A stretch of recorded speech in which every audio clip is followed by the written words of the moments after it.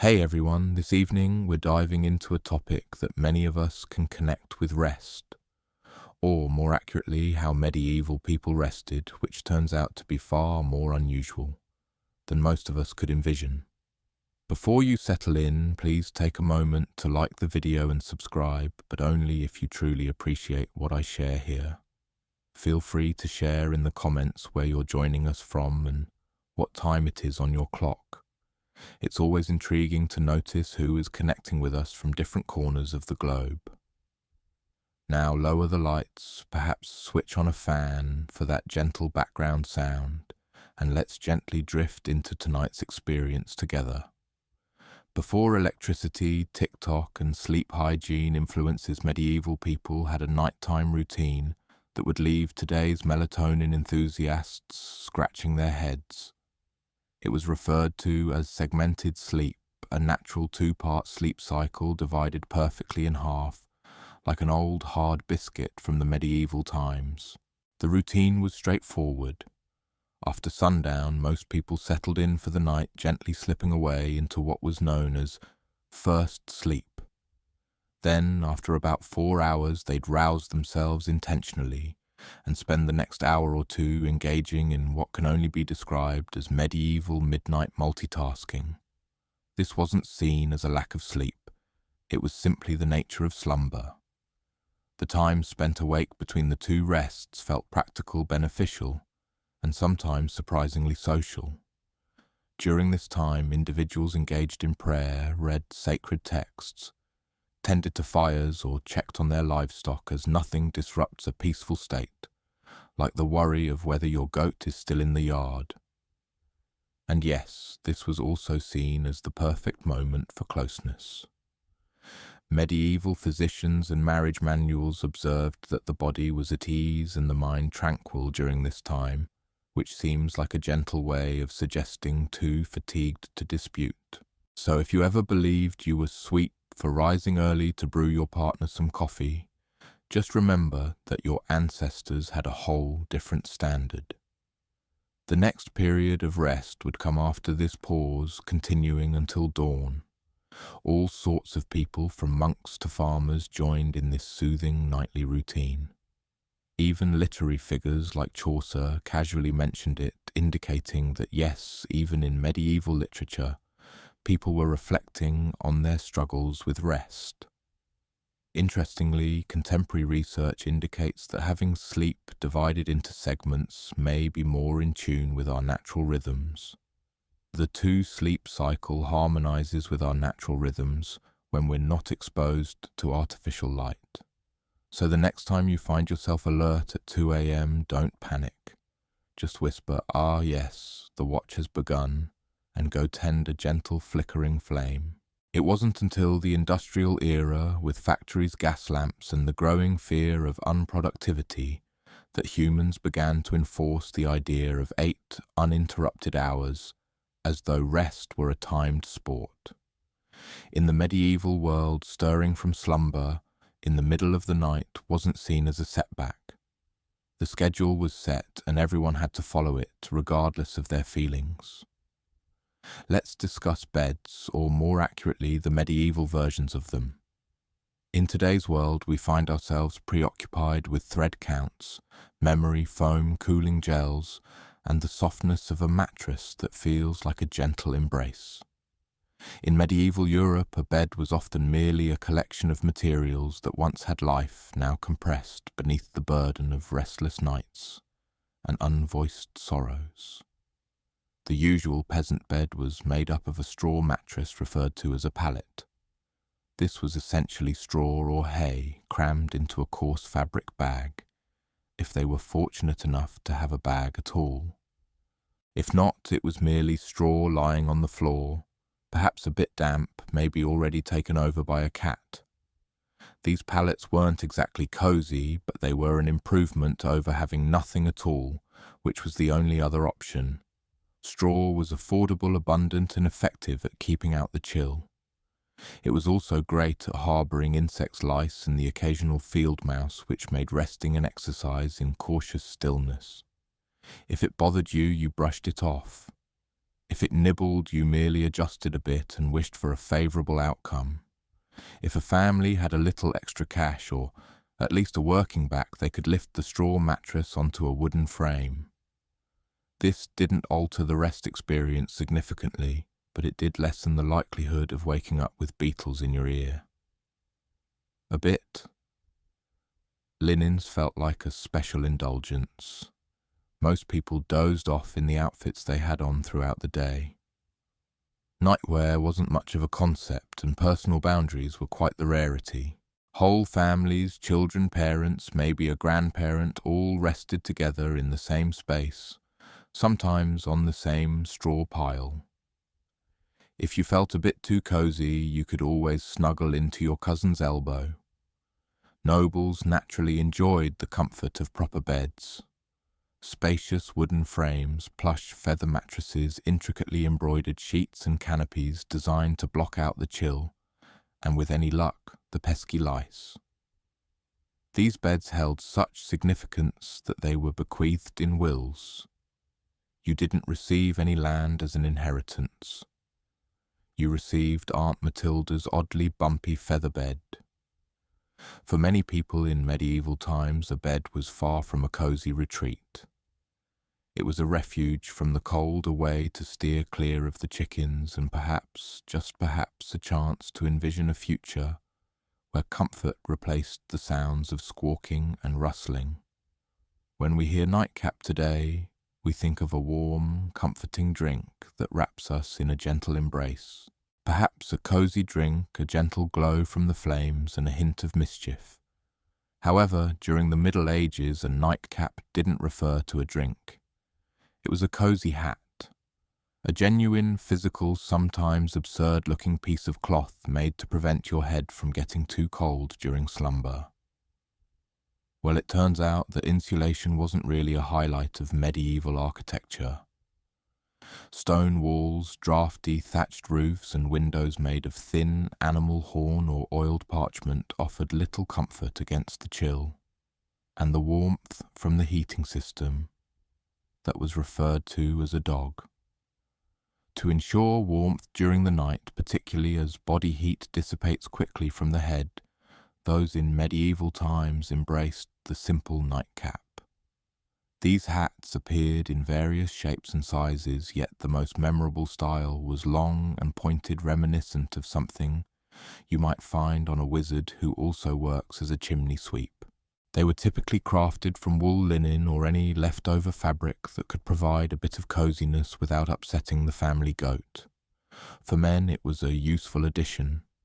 For women, it occasionally functioned as a coif or head wrap, which also had the added benefit of preserving modesty and concealing hair that hadn't been washed since last Lent. But beyond comfort, nightcaps carried a certain significance as well. In certain areas, it was customary for married women to keep their heads covered at all times, even during rest, and the headpiece could be adorned or coloured to signify a family's affluence or standing, because nothing signifies achievement quite like drifting off to sleep with a tiny flag perched on your head. In more urban settings, the nightcap even turned into a sign of relaxation and unwinding. If you opened your door wearing one, it was a courteous medieval signal indicating I'm not quite ready for a chat, and yes, this hat does suggest you should leave me be. Certainly, evening drinks were frequently accompanied by comfortable flowing garments that resembled long tunics. Imagine Ebenezer Scrooge, but without the ghostly revelations. Sleepwear may not have been alluring, but it was functional, uncomfortable, and sometimes a fire hazard. Today, the notion of dozing off beside someone unfamiliar is mostly confined to late-night flights, overly adventurous camping excursions, or the rare odd Airbnb mishap. However, during medieval times in Europe, this was entirely customary and not considered a choice. Imagine you're a wandering trader, a seeker of solace, or perhaps just an individual whose trusty mule decided to rest midway to Norwich. You discover an inn, a delightful rarity, and request a room for rest.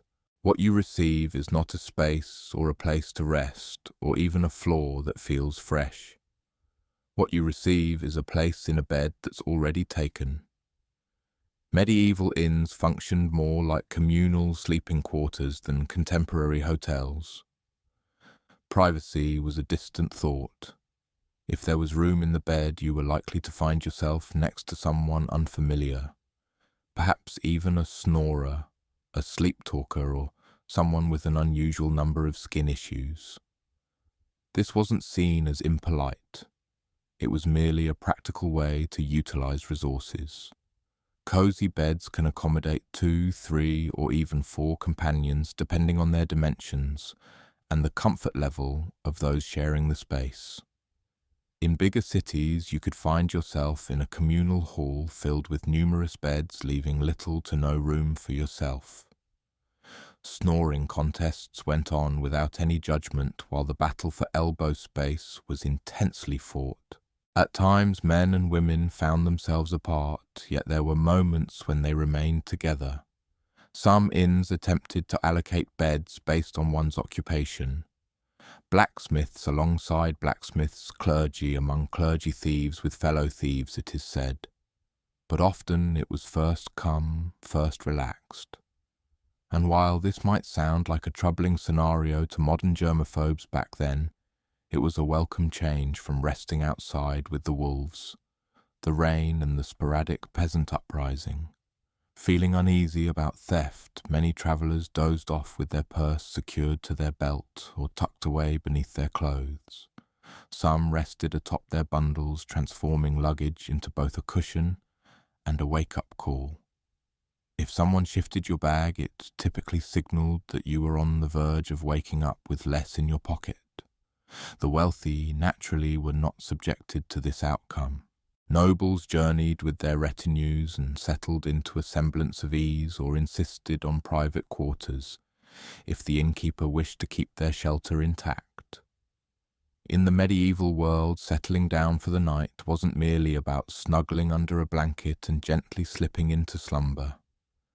It was a tranquil endeavour, a gentle dance of the night where the stakes were your everlasting essence. People didn't just rest. They braced themselves for the possibility of an end. Thus, the charm of evening prayers. Skip the lavender spray or soothing podcasts.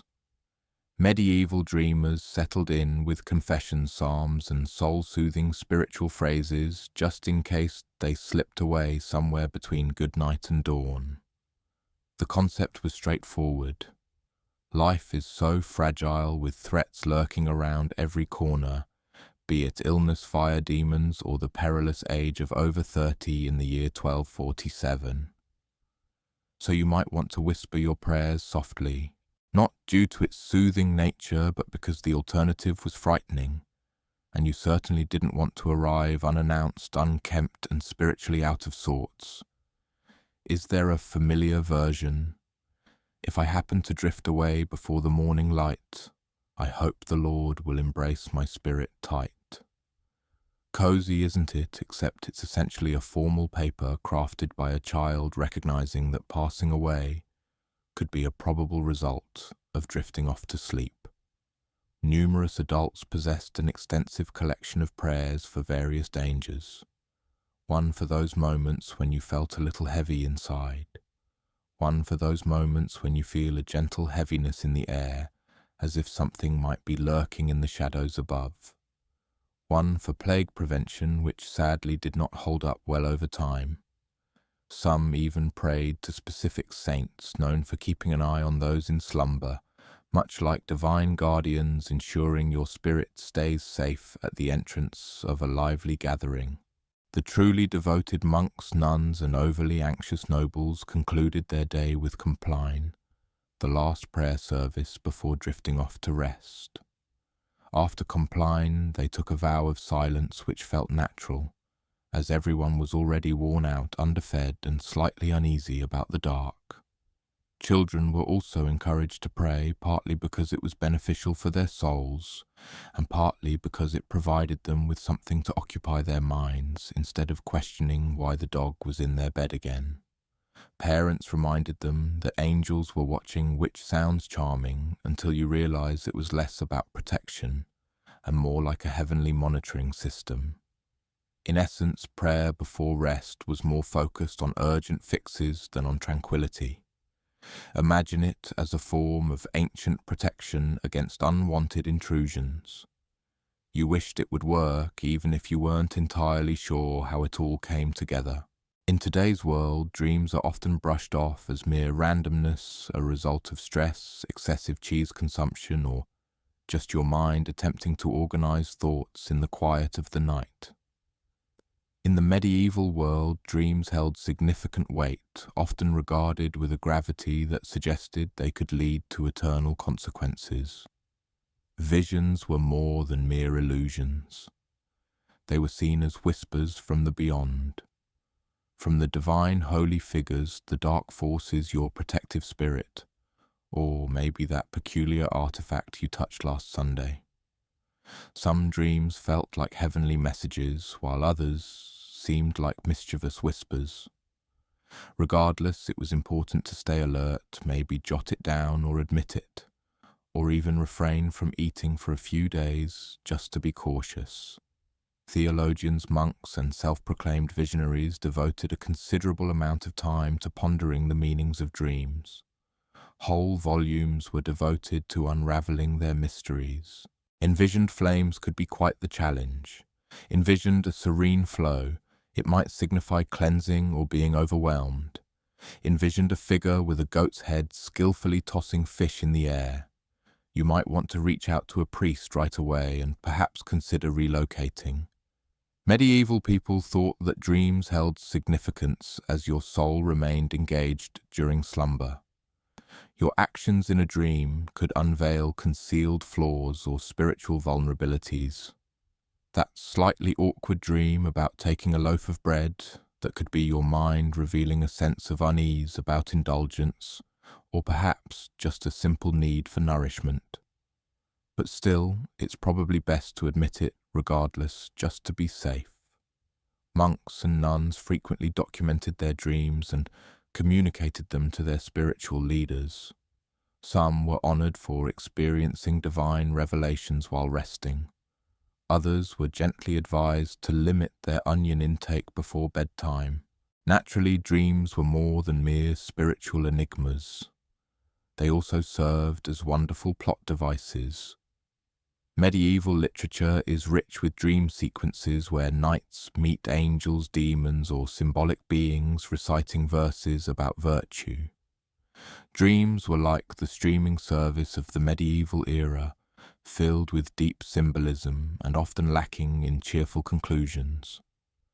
The church, as expected, was wary. Not all dreams were heavenly, and some were thought to be sown by dark forces to taint the pure. If you had a troubling dream, it might suggest your spirit was facing some challenges, or perhaps you just dozed off too near the fireplace smoke once more. In today's world, a number of individuals allow their pets to share their sleeping space. It's a snug, if sometimes whiffy setup. In the Middle Ages, sharing a bed with an animal was more of a common practice than an unusual personal preference. It was a cozy approach. Let's ease into the basics. Medieval homes were not particularly designed for coziness. Stone walls. There's a lack of insulation. Drafts so intense they likely had their own identities. Cozy warmth. That was referred to as the family pig. In peasant homes, it was quite common for humans and livestock to rest in the same room, occasionally sharing a bed and frequently finding comfort in the same pile of straw. Chickens meandered leisurely, dogs nestled comfortably at your feet, pigs snorted gently beside the hearth. And if you were fortunate, none of them nibbled on you while you were resting. This wasn't about fondness, although people in medieval times certainly valued their animals. It was all about enduring. Creatures produced warmth within their bodies. They were cozy, reliable, and, unlike certain family members, didn't take up all the covers. A big dog might just warm up your chilly toes. A cow in the corner could gently warm the room by a degree or two, which in January felt like a delightful surprise. Medieval homes, particularly those belonging to the lower classes, typically featured a single room for all purposes. Cooking, eating, dozing off occasionally fading away. All beings, whether human or animal, shared the same space comfortably. Children could be cozily tucked in between their parents and a goat. A chicken could act as a spontaneous wake-up call. Care for cleanliness. Let's keep it simple and not dive into too many inquiries. For more affluent families, this wasn't as frequent. Nobles typically didn't rest beside livestock, although they might still have lapdogs nestled in their beds. Not for warmth, but for style and the movement of treasures. Some castles even had separate resting areas for beloved animals, because nothing conveys authority like a pet with its own space and designation. There were some downsides naturally. Animals can be quite noisy, they tend to roam around, and they have never really been recognized for their regard for personal boundaries. Yet those from the medieval era found ways to adjust. A sudden kick to the face at 3 a.m. Just a little piece of the nightly ritual. If you've ever had to share a room at a youth hostel and thought this is a bit much, allow us to introduce the medieval monastic dormitory, a place where comfort seems to have faded away, enveloped in a serene stillness. Monasteries seem to lack a sense of personal space comfort, or any semblance of enjoyment truly. The typical dormitory accommodated dozens of monks all resting in a single large room, usually arranged in neat rows like morally upright sardines. Beds, if you could call them that, were often just wooden planks occasionally topped with a straw mattress, if the abbot was in a generous mood or if it happened to be a feast day. You went to bed in your clothes, not for any sense of modesty, but because the struggle of dressing in the dark at 2 a.m. for prayers was far more exhausting than simply settling in already ready. The monastic uniform featuring a robe belt and sandals served as both a spiritual shield and a rather inadequate barrier against the chill. If you felt a chill, you bundled up. If you felt warm, well, no you didn't. There were no cushions, no drapes for seclusion, and completely no conversation. Silence was mandated, not merely recommended under the governance of St. Benedict. If you turned over and let out a loud sigh, you could end up with the task of cleaning the chamber pot for an entire week. Snoring, though, was a bit of a hazy topic. You couldn't manage it, but if it turned troublesome, the Lord might still expect you to answer for it, or at least your fellow inmates would. The lighting was soft and subdued, just a single candle perhaps. You didn't need to see. You just needed to rest quietly and refrain from wrongdoing. That was the aim. Even with the strictness, monks felt that their simple beds were a way to prepare for what comes after, a way to ready the soul by keeping the body from indulging in too much comfort. Rest was not a delight. It was essential, carefully overseen and planned, just like all the other tasks. Some monks even rested while sitting just to steer clear of any trace of comfort or visions or blood flow. In contrast, the humble straw piles and the gentle sounds of pigs resting feel almost indulgent. At least the pig was unbothered by your presence.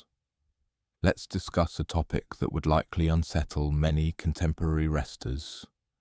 Rising on my own at 2 a.m, not for a bathroom run or to scroll through my phone, but for a moment of prayer. Soft, chilly, dimly lit prayer. In medieval monasteries, this was a common routine. Monks and nuns adhered to a strict daily routine centered around the canonical hours, starting with matins, the initial service of the day. And by day we mean the deepest part of the night, when even the owls were still pondering whether to stir from their slumber. The bell would toll, often rung by someone who drew the short straw, and the entire dormitory of robed weary souls would shuffle off to the chapel in silence. And yes, still fully dressed because monks didn't wear sleepwear. The only layering system they had faith in was of a spiritual nature. Inside the chapel, by flickering candlelight and under the echo of stone vaults, they would chant psalms, recite scriptures, and struggle to keep their eyes wide open on their feet. Which, by the way, was quite a concern. There are accounts of monks facing consequences for nodding off during prayer, often resulting in additional tasks or more prayers to complete. You dozed off during matins, well done, you're now in charge of the next one.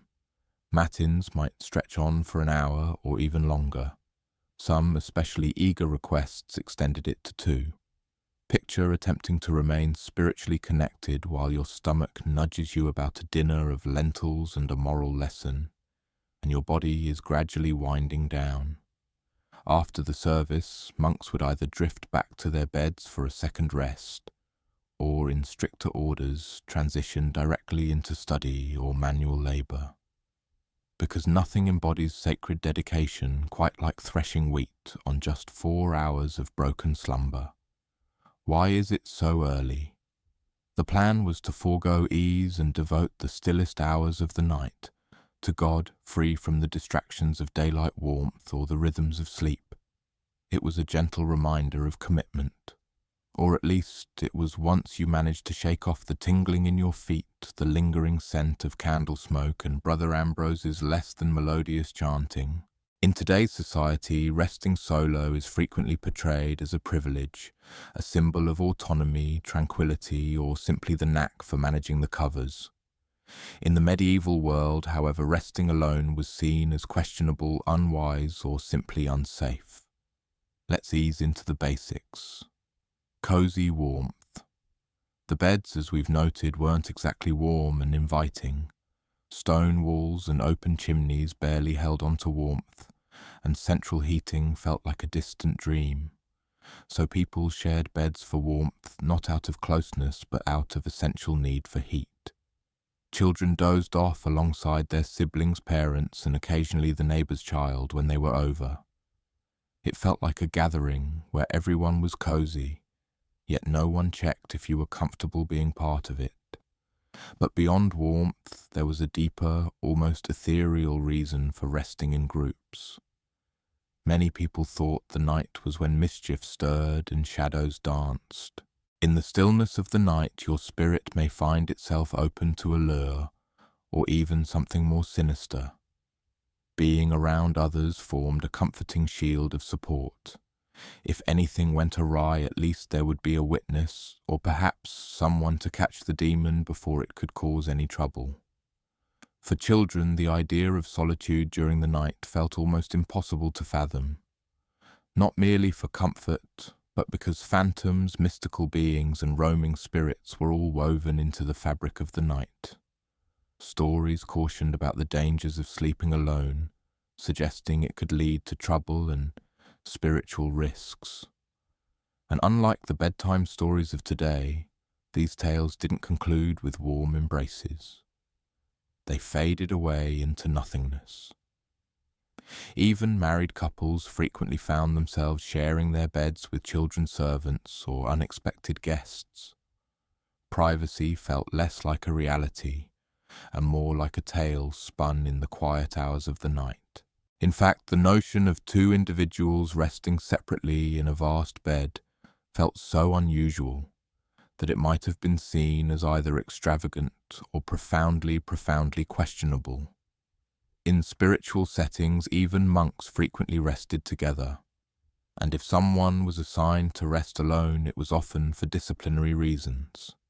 Yes, in certain situations, being by oneself in bed felt like a true form of punishment. Medieval reasoning, lonely rest a chance for mischief in the meadow. Collective rest, shared responsibility. Next time you're nestled in your own bed, wrapped in your own blanket in a room that has a pleasant scent, savour the stillness. In medieval times, you might find yourself with 2 kids, a sheepdog and a cousin, all nestled together, each one softly dozing away. If you've ever dozed off while sitting upright, whether in a lecture on a train or in a dentist's waiting area, you likely awoke with a stiff neck and a profound sense of remorse. However, during the Middle Ages, resting in an upright position was intentional. It was a way of living. Some medieval folks, particularly the wealthy or religiously devout, opted to rest propped up rather than lying flat. What's the reason? A couple of reasons, none of them especially invigorating. Initially, there was a medical notion that being in a horizontal position was detrimental to digestion, lung function, or the overall equilibrium of bodily humours. In a realm where physicians believed a simple sneeze could shift the very essence of your being, this reasoning felt entirely reasonable. They thought that sleeping upright could prevent brain congestion, which sounds a bit foreboding, but really just meant avoiding the discomfort of drowning in your own phlegm.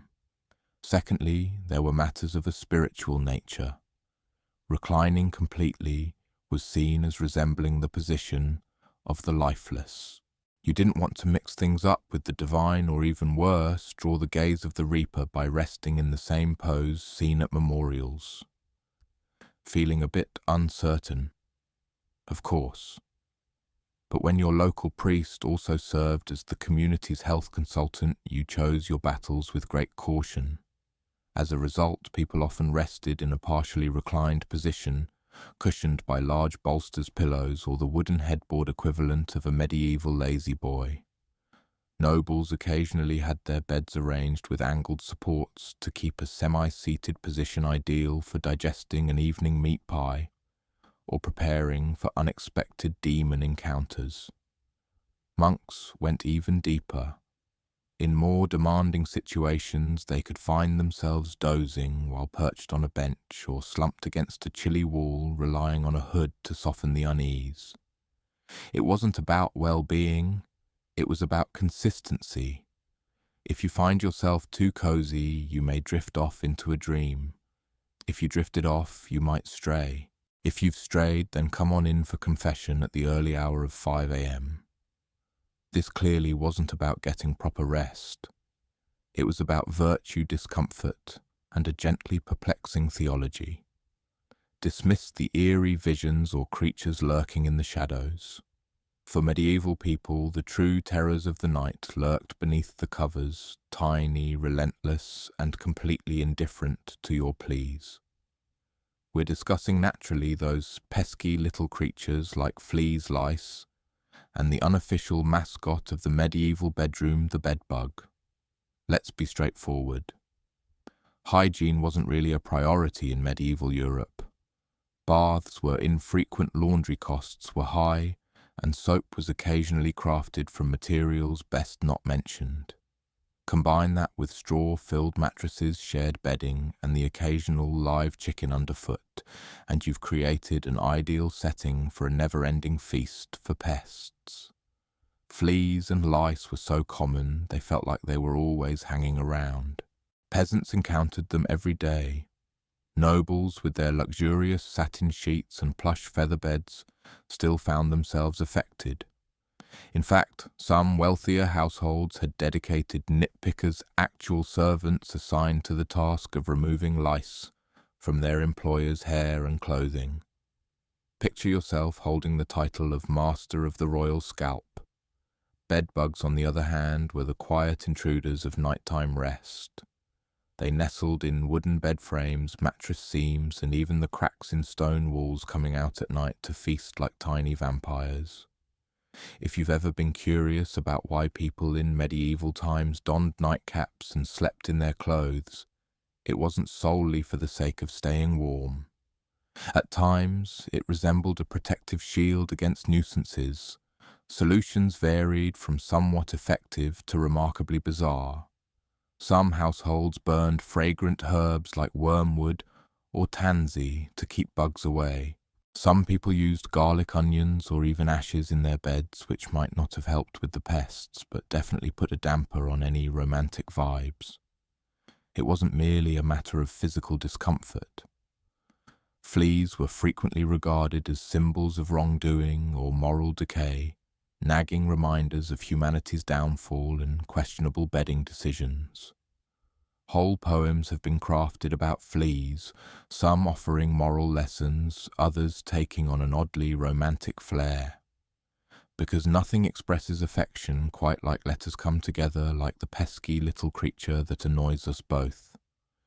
So while contemporary rest is often disrupted by buzzing phones and streetlights in medieval times, slumber was more likely interrupted by scratching, twitching, and the faint sensation of something crawling on your shin. Because it simply was. We've all experienced nights that felt a bit too long. But have you ever attempted to drift off while carrying 100 pounds of iron? Not really well in the Middle Ages, some people did exactly that, because apparently nothing says a peaceful night like being ready to joust in your slumber. Now, to be clear, most people, even knights, didn't often doze off in full armour. It was warm, thick and noisy. Attempting to shift in a suit of chainmail feels akin to attempting to rest within a collection of utensils. Yet in times of conflict or in dangerous areas, dozing off while partially protected was seen as the more secure option. Cozy, not necessary. Endurance, strongly suggested. A knight on campaign might take off only his helmet and gauntlets, leaving his mail shirt or breastplate on, just in case foes chose to throw a late-night surprise party. There's something uniquely charming about stirring from slumber to the rhythmic sound of hooves, all while still caught in a dreamy haze about turnips. In castles under siege, men-at-arms might even rest with swords or axes at their side like some rather fierce bedtime companions. Shields served as soft resting places, and if the enemy breached the walls well, at least you wouldn't need to bother with getting dressed. Essential tasks. Naturally, dozing off in armour wasn't particularly refreshing. Iron lacks breathability and chainmail tends to pinch the skin uncomfortably. Incorporate chilly stone floors, sparse bedding and the soothing sounds of fellow sleepers and flickering torches, and you've created a resting space that feels less inviting than an airport terminal. Even those not in conflict occasionally donned light protective gear while resting in perilous areas. Travelling merchants or guards on watch duty might doze off in gambesons' thick quilted jackets that provided a touch of protection and a bit more comfort than just the moral support of prayer alone. And let's not overlook armour was hardly discreet. If you turned over the wrong way, you could make such a noise that everyone else would wake up thinking the end of the world had come. Once more, in an era where nightly terrors, pesky infestations and farm animals sharing your sleeping space were the norm, one might assume that wandering in your slumber was merely another minor hassle of the medieval world. But oh dear, it was far more intense than that. In the Middle Ages, if you began to roam about in your slumber, folks didn't attribute it to stress or fatigue. They thought you were under a spell, enchanted, or had lingering matters with the Holy Roman Empire. Sleepwalking, or noctambulation if you wanted to impress the local monk, was often misunderstood and frequently met with apprehension. The notion of a person getting up from their makeshift bed, moving slowly across the room and gazing vacantly at a wall, felt more like a sinister prelude than a mere sleepwalking episode. Accounts from the time suggest that people were genuinely unsettled by those who wandered in their slumber. Imagine a man in a flowing nightshirt candle flickering in hand, his eyes heavy and unfocused, softly muttering unfamiliar Latin as he carefully navigates around the livestock. You might imagine a spectre, or perhaps a renegade, or maybe even a combination of the two. And depending on your local priest, an exorcism might be scheduled before the morning light breaks through. Some thought that sleepwalking stemmed from imbalances in the body, particularly an excess of black bile, which served as the medieval explanation for the unexplainable. Some believed it occurred because the spirit was momentarily set free, during rest, allowing the body to wander aimlessly like a stray mule. To avoid these evening escapades, individuals experimented with various methods, including herbal solutions, invoking prayers at their bedsides, suspending iron talismans, or in more remote regions, simply binding the person's leg to a chair. If that seems a bit much, think about how some medieval houses featured open hearths, knives scattered about, and chamber pots just waiting to be accidentally tipped over. In a peculiar turn of events, whispers circulated about individuals ascending rooftops while in a state of slumber. Regardless of the truth behind these stories, the apprehension surrounding those who dreamt of soaring resulted in sealed windows and sporadic discussions about the morality of actions taken in a state of slumber. Fortunately, many who wander in their slumber merely stroll, mumble, or try to engage with non-existent entrances.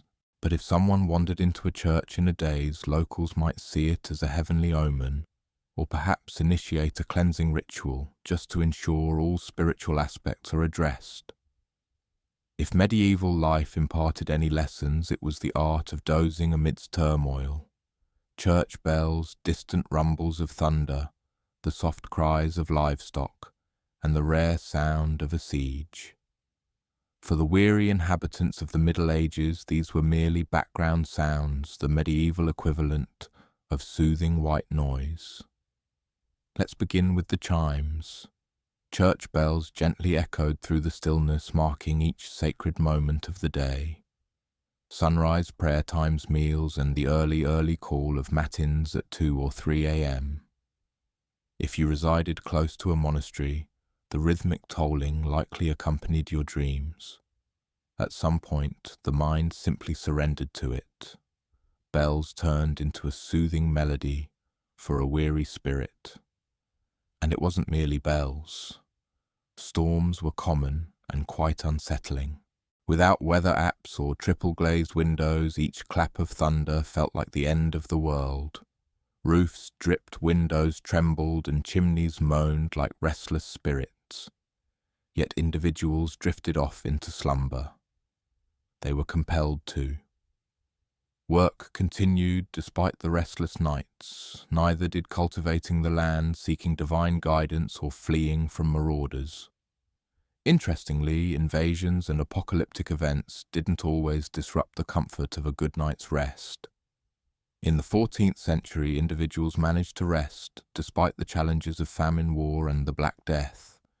When the death carts rolled by in the morning, it felt more like a somber reminder to rise than a reason for alarm. And if you just stayed in that cozy state, well, some thought that was a kindness. There are even records of individuals dozing through earthquakes, barn fires, and furious crowds. Lack of rest was frequent and bodies adapted. If you toiled from dawn till dusk, barely scraped by with your meals, and navigated a day filled with muck taxes and existential dread, it was inevitable that you would drift off. Exhausting. And then there were those who used rest as a kind of escape hatch. Confronted with sickness, sorrow, or the looming dread of the world coming to an end, which seemed to be predicted every 100 years, some individuals simply wrapped themselves in a blanket, whispered a prayer, and drifted off to sleep. There's a peculiar sort of understanding in that. In the winter of 1692, the village of Salem, Massachusetts, was enveloped in a heavy stillness, more than just snow blanketing the ground. It was wrapped in a heavy stillness, a sense of unease and a soft, lingering dread that settled into the timber-framed homes and frosty fields. The inhabitants of Salem were Puritans, rigid, pious, and profoundly superstitious. They thought they were creating a sacred haven in the wild, a shining city observed by the divine and shadowed by darkness. Life felt particularly challenging. The village had just separated from Salem town due to differences in politics and religion. The harvest was unsuccessful. Smallpox had quietly swept through nearby communities. Conflicts with indigenous groups had resulted in numerous individuals bearing deep scars. There was tension among neighbours' disagreements over inheritance and a lingering bitterness toward outsiders, or anyone who seemed out of place. Add to this the lengthy, shadowy, harsh New England winter, and something was destined to give way. That break occurred in the residence of Reverend Samuel Parris, the village's minister. His 9-year-old daughter, Betty, and 11-year-old niece, Abigail Williams, started to act in an unusual manner. They let out soft, muffled sounds. They tossed items around. They twisted their bodies in strange and unusual positions. At times they drifted into silence for hours, gazes distant and heavy. Neighbours murmured that they were under a spell. The girls said they felt as if they were being pinched and bitten by unseen entities. Reverend Parris, feeling a bit drowsy and uncertain, summoned a local doctor, William Griggs. After struggling to uncover any tangible reason, Griggs presented the diagnosis that would send the village into disarray. Witchcraft. That single word stirred the quiet unease already lingering in Salem. In a realm where witches were thought to exist, perilous minions of the devil, the notion seemed quite plausible. And now, if the devil could sneak into the minister's own household, what did that imply for the rest of the community? The girls, gently nudged by both adults and peers, started to mention names. Initially, they targeted women who were on the fringes, those who didn't quite fit in and were seen as outsiders. But before long, the allegations would find their way to the esteemed, the affluent, and even the devout. Salem was a small village, yet the events that were about to unfold would resonate well beyond its quiet confines. What started as soft murmurs in the shadows would eventually transform into desperate wails from the gallows, leaving behind a lingering legacy of unease that continues to linger in America's history books. Once the notion of witchcraft settled in Salem, it unfurled slowly, almost lazily at first, before enveloping everything in its grasp. The troubled girls, Betty Parris, Abigail Williams, and soon others like Ann Putnam Jr. and Mercy Lewis, appeared to gain confidence with each day that went by. They trembled in court, murmured during prayers, and insisted they could perceive shadowy figures lingering over certain villages. It wasn't merely a product of youthful fantasy. It was dramatic, communal, and most unsettlingly accepted as truth. The initial targets of accusation were those most vulnerable women who already existed on the fringes of society. Sarah Good, a homeless beggar, often whispered to herself when she was turned away from doorsteps. People said her soft murmurs were a hex. She leisurely puffed on a pipe. She snapped at the children. She conformed to the image of a witch as she diverged from the expectations of a Puritan woman. Sarah Osborne had not graced the church with her presence for more than a year, and her marriage to her indentured servant after her first husband's passing had sent ripples through the community, a woman who challenged norms undeniably questionable. Tituba, the enslaved woman in Reverend Parris's household, had an air of intrigue that set her apart from everyone else. Hailing from Barbados, her tales, lilt and legends sent shivers through the villagers. Under pressure perhaps, even from physical beatings, Tituba admitted to witchcraft. But rather than clarifying the situation, her admission only intensified the chaos. She shared a tale of a tall man in black, a shadowy figure linked to the devil who requested her to sign a book. She mentioned seeing peculiar creatures, bright yellow birds, crimson cats, and even ghostly dogs. But perhaps the most troubling of all, she suggested there were additional witches in Salem. That was everything the court required to listen to. As Tituba gently opened the door, a wave of others drifted through it, moving with a languid ease. New names were added each week. Neighbours turned against each other. Long-held resentments were masked as justifiable claims. Property disputes transformed into haunting confrontations. If a cow unexpectedly passed away, it surely points to some form of dark magic at play. If a little one wailed during a prayer, it must have been some mischievous force at play. The fear spread so widely that even the innocent felt too weary to voice their thoughts. To defend an accused witch was to draw the gaze of doubt upon oneself. Quiet enveloped the scene, creating a sense of security, while the tangled web of blame expanded, ensnaring the village in its hidden adhesive strands. Reason was drifting away.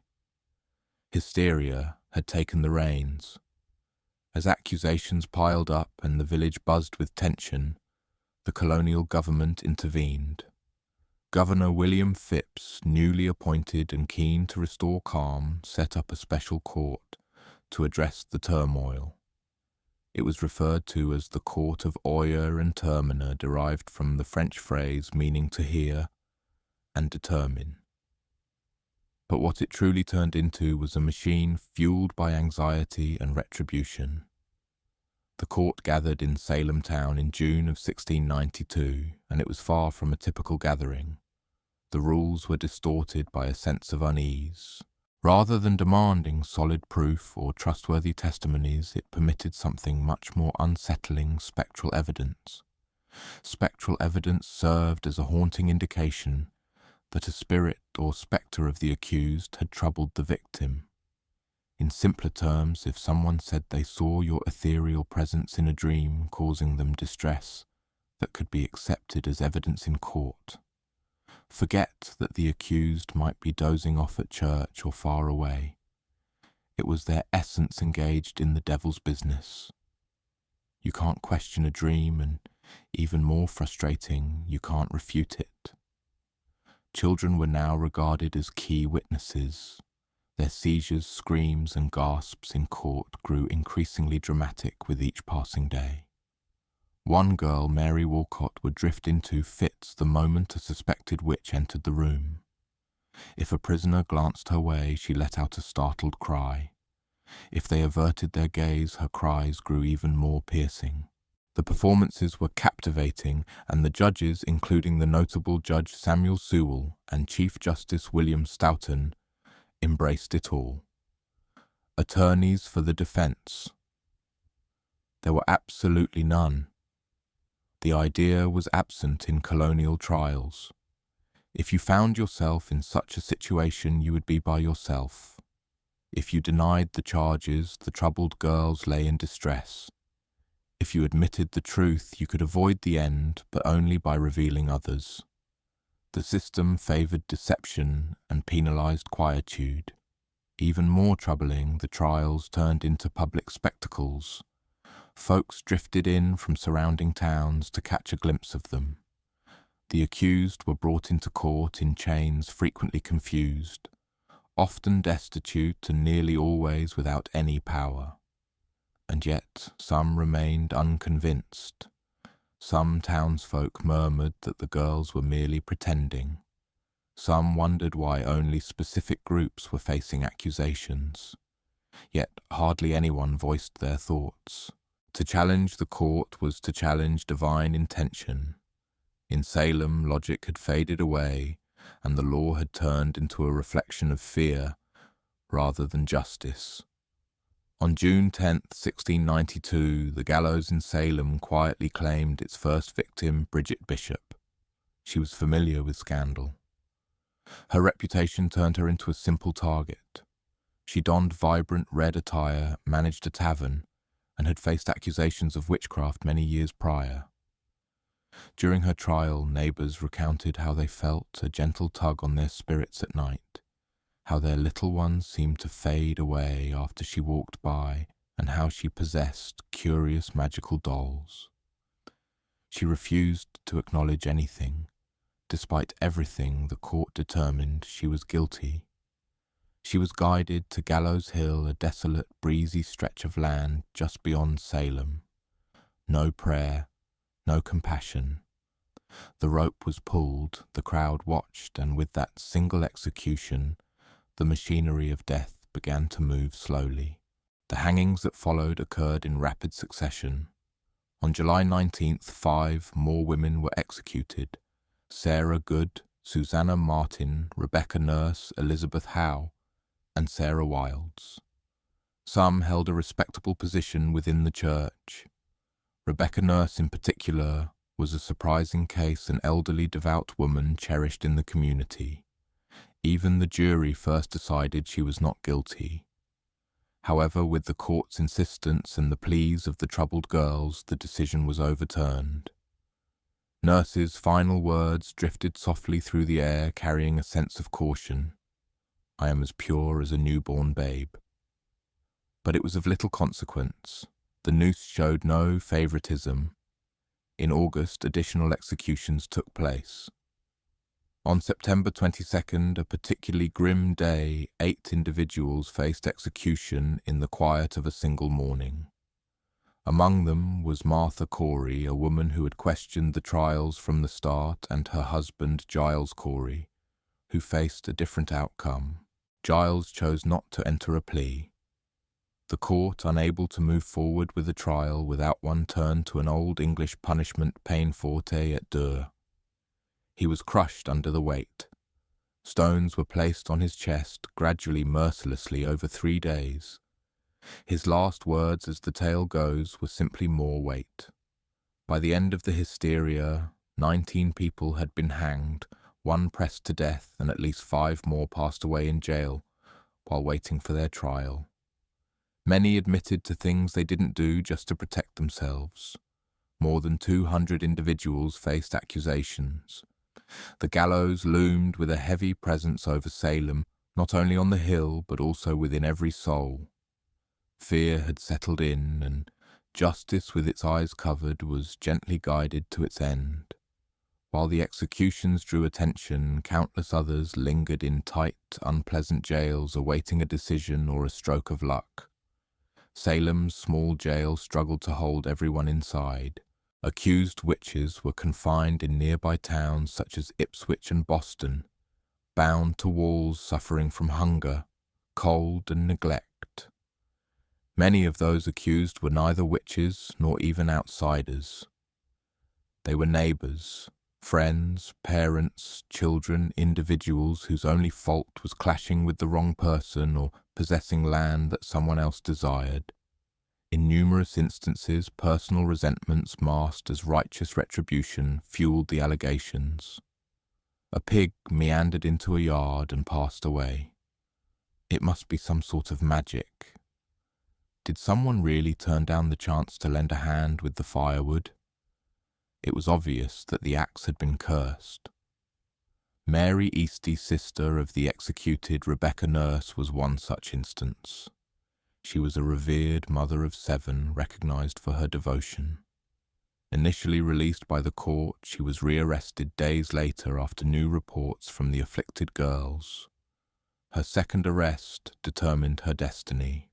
In a final plea to the judges, Mary implored them not for her own life, but to halt these proceedings before more innocent blood is spilled. She was hanged shortly thereafter. Another notable case was Dorothy Good, the 4-year-old daughter of Sarah Good. Following her mother's arrest, Dorothy found herself in a long, drawn-out interrogation, and feeling overwhelmed, admitted to being a witch. Her responses, muddled and trembling, were accepted as reality. She spent 8 long months bound in chains. When finally released, she felt utterly drained, never finding her way back from the weight of the experience. Pregnant women were not exempt. Elizabeth Proctor, whose husband John Proctor would later face execution, was found guilty and condemned to death. However, due to her pregnancy, the execution was postponed. It probably saved her life. She had her baby while incarcerated and was later set free once the legal proceedings concluded. Accusations piled up. Some individuals, feeling overwhelmed, admitted to things in a bid to escape the ultimate consequence, subsequently pointing fingers at others to divert attention from their own involvement. Whole families were drawn into the vortex. Fathers, wives, daughters, all were within grasp. Meanwhile, the jails grew fuller than ever. Food was hard to come by. illness transmission. Some passed away while waiting for their trial, caught in the endless haze of uncertainty. And yet fresh names continued to be added every week. In Salem, it seemed irrelevant who you were. What truly counted was who was prepared to utter your name. By the fall of 1692, the grip of hysteria started to loosen, not due to the court's awakening, but because reality quietly seeped back in. The moment of change arrived as the claims became increasingly audacious. Individuals who had previously backed the trials found themselves unexpectedly opposing them. Reverend George Burroughs, a former minister from Salem, found himself arrested and accused of leading the witches. He possessed a refined education, articulated his thoughts with clarity, and had a history of confrontations with prominent families in the village. That was sufficient. But on the day of his execution, Burroughs did something unexpected. He stood on the gallows and recited the Lord's Prayer with a calmness that seemed almost dreamlike, something witches were believed incapable of doing. The crowd became still. Some sighed softly. Even the most seasoned observers felt a wave of fatigue wash over them, but the execution continued. That moment sowed a whisper of uncertainty. Then arose the claim from Mary Phipps, the spouse of Governor William Phipps. All at once the frenzy had climbed to the peak of the colony's social hierarchy. Phipps, feeling increasingly overwhelmed by the mounting criticism and disorder, finally decided to take action. In October 1692, he dissolved the Court of Oyer and Terminer, putting a pause on all pending executions and trials. The mood of the public had changed. Ministers who had previously remained quiet or compliant started to voice their opinions. Increase Mather, a highly regarded theologian of the colony, criticized the reliance on spectral evidence. It would be preferable, he said, for 10 suspected witches to go free than for one innocent individual to be wrongfully judged. A surprising notion in a world that had for quite some time held firmly to a different belief. Those who had previously celebrated the trials started to have their doubts. The jails remained crowded, yet the desire for further violence had faded. So many esteemed individuals were facing accusations. So many gentle souls have been laid to rest. The villagers had started to realize that this wasn't a matter of celestial fairness. It was a blur. Confessions faded away. Some accusers changed their minds. Others faded away from the spotlight. And those who had once raised their voices the highest now cast their gazes downward.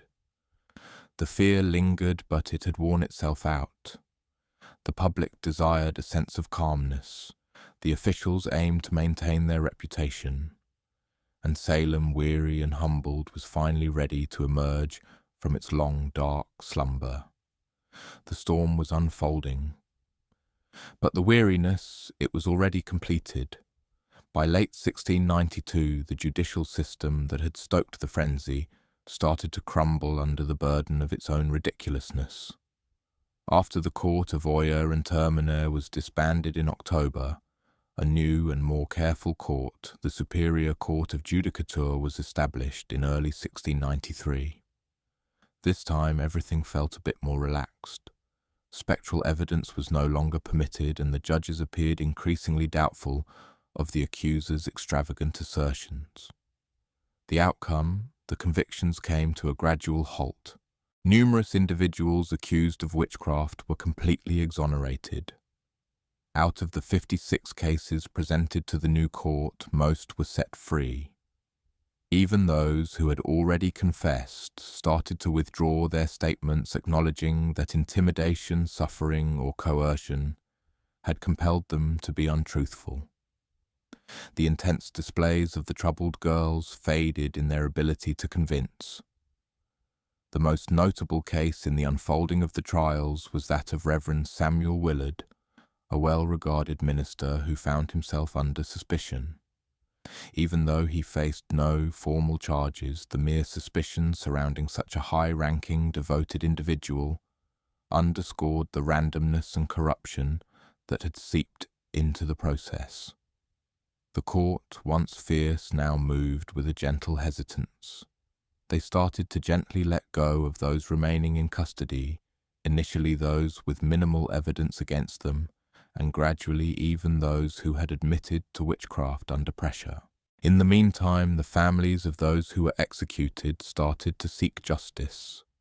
John Proctor's children requested the return of his property. Rebecca Nurse's family started a campaign to exonerate her. Eventually, the sense of collective embarrassment took the place of collective apprehension. Church congregations became divided. Connections were lost. The delicate structure of Salem's community had been torn apart. Governor Phipps, sensing the colony's increasing international embarrassment, granted pardons to the remaining prisoners in 1693. Yet even liberation had its price. Numerous families found themselves covering their own jail fees prior to being set free. Picture the scenario of losing your home, your health, and almost your life only to receive a bill for the mere act of surviving. By the end of the ordeal, 19 individuals faced execution. 1 was crushed to death, 5 perished in custody, and more than 200 were charged. The court didn't merely collapse. It imploded, creating a deep void filled with guilt, grief, and disbelief. The trials had come to a close, yet the healing was still far from starting. Salem was a village forever changed by the souls it had lost, the fairness it had forsaken, and the reflection it now had to confront. The gallows was still, the jails had cleared, yet Salem remained anything but tranquil. The town was not filled with spirits, but rather with a heavy sense of remorse. What had begun with a few ailing girls had blossomed into a collective display of chaos. Families were separated, reputations shattered, and innocent lives lost. And now the survivors found themselves amidst the remnants of what once was. Neighbours found it difficult to meet each other's gaze. The same individuals who once shared quiet moments of reflection had now turned to speak out against each other. Some of the afflicted girls drifted away from town, while others slipped into the shadows of obscurity. A handful, such as Anne Putnam Jr., would eventually convey feelings of regret. In 1706, she quietly stood before her congregation and softly apologized for her role in the trials, attributing it to the delusion by Satan. Yet for countless individuals the harm was indescribable. The court officials also bore their weighty responsibilities. Judge Samuel Sewell, a notable figure in the trials, was among the rare few to acknowledge his mistakes. In a notable display of humility, he remained standing during a church service in 1697 as a minister recited his confession and prayer for forgiveness. It was a rare moment of accountability in a time when most seemed to drift away from reality. But letting go wasn't simple. The families of the condemned started to seek compensation. Throughout the years, numerous petitions have reached the Massachusetts government seeking official pardons, the return of property, and public recognition of the innocence of those who were executed. Gradually, the government began to take action. In 1711, the colony enacted a bill that aimed to restore the rights and reputations of certain victims while also providing limited financial compensation to their descendants. But even that felt a bit lacking. Some families, such as the Coreys and the Proctors, were completely overlooked. The echoes of witchcraft linger softly in New England. But in Salem, the heaviness became part of the town's identity. The village eventually adopted the name Danvers, possibly to move away from its notorious history. Gallows Hill was never officially marked, as if the town wished to lay to rest not just the dead, but also the haunting memories of what had transpired. Yet the recollection lingered in sermons, in tales, in the quiet moments shared by once close companions. Salem had not been afflicted by witches. It had been weighed down by dread, by arrogance, and by unrestrained might. and that curse would hang in the air long after the executions ceased.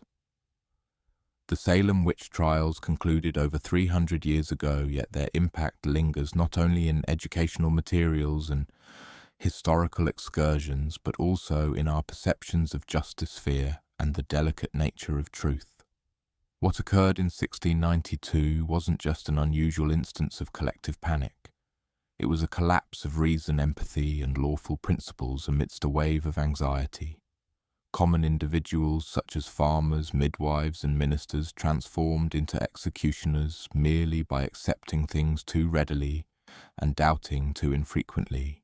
The courts intended to safeguard the innocent turned into instruments of oppression. Faith was manipulated testimony, transformed into performance, and silence morphed into culpability. One of the most unsettling aspects of Salem's tragedy is how swiftly it transpired. In a matter of months, unease overshadowed reality. Old grudges cloaked in the guise of spiritual battles turned into fatal outcomes. It required neither demons nor devils. It merely needed faith in their existence. But they also imparted hard-earned lessons that would resonate throughout American society. In the years and centuries that followed, the Salem episode would be referenced time and again in discussions about due process and civil liberties. The US Constitution, crafted almost a century later, would clearly ban practices such as ex post facto laws and bills of attainder, which had in reality sealed the fate of the accused in Salem. The assurance of having legal representation, the ability to confront those who accuse you, and the necessity for solid proof were principles achieved through great struggle, partly arising from the remnants of Gallows Hill. In contemporary society, the term witch hunt has evolved into a quick reference for political persecution or moral panic. Yet, it is frequently employed without much consideration for the fear those words convey. In reality, Salem was not just a figure of speech. It was a town where people were hanged for imaginary crimes let down by the very systems meant to safeguard them. Maybe the most enduring lesson is this: fear, when left to roam freely, can turn into a heavy burden of oppression. And when fear is validated by authority, by legal systems, by religious institutions, by governments, it becomes nearly impossible to contain. The Salem witch trials serve as a warning, illustrating not only a community's spiral into chaos, but also how swiftly logic can wane when fear takes control. The gallows may be gone, the courtroom's quiet, yet the caution lingers on. Truth is, delicate justice doesn't come easily, and history tends to cycle back unless we keep it in mind. Fulvia was born around 83 BCE into the elite yet slightly eccentric Fulvi family, an old plebeian house that had long since worked its way into the upper echelons of Roman politics. While not among the most ancient patrician families, the Fulvi had given rise to consuls, generals, and orators. Their lineage bore a blend of drive and a penchant for chaos. Fulvia's father, Marcus Fulvius Bambalio, was recognized more for his clumsy words than for any notable achievements in politics. His nickname Bambalio was a direct reference to his stammer. But Fulvia, she was no stammerer. She was destined to lead. From a young age, Fulvia would have been enveloped by the intense atmosphere of Roman power. Senators and generals discussed policy in her home, their voices low and languid. Politics and betrayal were the usual chatter. She might have noticed that the game of politics unfolded not only in the forum, but also in the quiet moments of marriages, the solemnity of funerals, the whispers of rumors, and the secrecy of backroom deals. Women in elite Roman households were anticipated to be serene companions, polished, knowledgeable, and compliant. Fulvia would shatter all of those expectations. She possessed great wealth, extensive education, and influential connections, and she was fully aware of it. Though her early life is somewhat unclear in the historical record, her later actions indicate a young woman who was perceptive, politically aware, and completely fearless. This wasn't someone who drifted into the shadows. She possessed a vibrant personality, a keen political insight, and a determination to take action even in the predominantly male arena of Roman governance. This was also a time of remarkable uncertainty. The Republic was slowly coming apart. Civil wars, populist revolts, and power struggles between generals like Sulla, Pompey, and Caesar were slowly simmering, transforming Rome into a tense environment. The old rules were crumbling, and Fulvia found herself coming of age amidst the chaos. Instead of shying away from disorder, Fulvia would embrace it. Her early life didn't create the sort of unassuming figure that Rome admired. It created a woman who viewed politics not as a daunting realm dominated by men, but as a field to be conquered. She would eventually marry 3 influential men, each a significant figure in Roman history.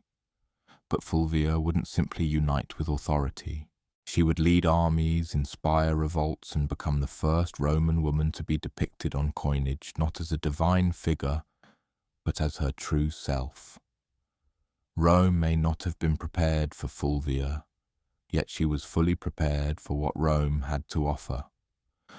Fulvia's first marriage was to Publius Claudius Pulcher, and it was far from ordinary. Claudius was an exceptional Roman noble. He was a charismatic figure, a master of stirring the pot with a knack for disruption, controversy, and grassroots influence. To a number of the Roman elite, he posed a threat. To the masses, he was a champion, and to Fulvia, he was a calculated chance.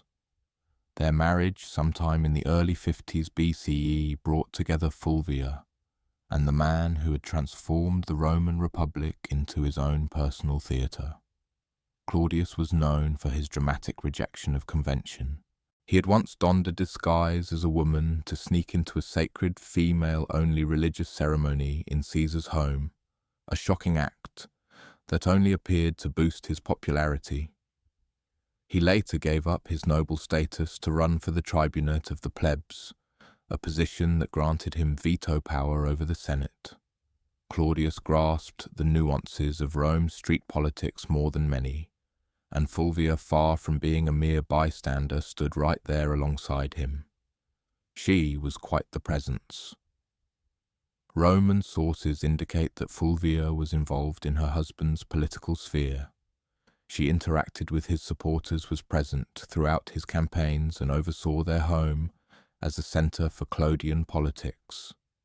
Together they embodied a fresh take on Roman influence, daring, relatable, and unreservedly assertive. Yet the partnership required a sacrifice. In 52 BCI, Claudius met his end on the Appian Way at the hands of the bodyguards of his political rival, Titus Annius Milo. His death drifted through Rome like a heavy fog. But Fulvia was not about to drift into silence. She orchestrated a political funeral that historians continue to discuss even now.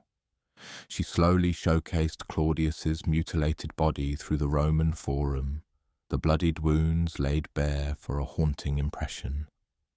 The public was deeply unsettled and filled with anger. Riots broke out. The Senate House was reduced to ashes. Fulvia transformed her private sorrow into a collective movement. This marked her initial significant political move, and it was successful. Her knack for swaying public sentiment, employing spectacle as a tactic, and leveraging her husband's legacy as a tool, positioned her as a unique force in Roman politics. Claudius was gone, yet Fulvia emerged from the shadows, and Rome would forever perceive her differently. Fulvia moved on from her sorrow without delay. In Rome, the political capital faded quickly, and she grasped that more than anyone else. Not long after the tragic demise of Claudius Pulcher, she embarked on a second marriage, this time with Gaius Scribonius Curio, an emerging political figure and one of Julius Caesar's fervent advocates. On the surface, Curio appeared to be an unexpected pairing.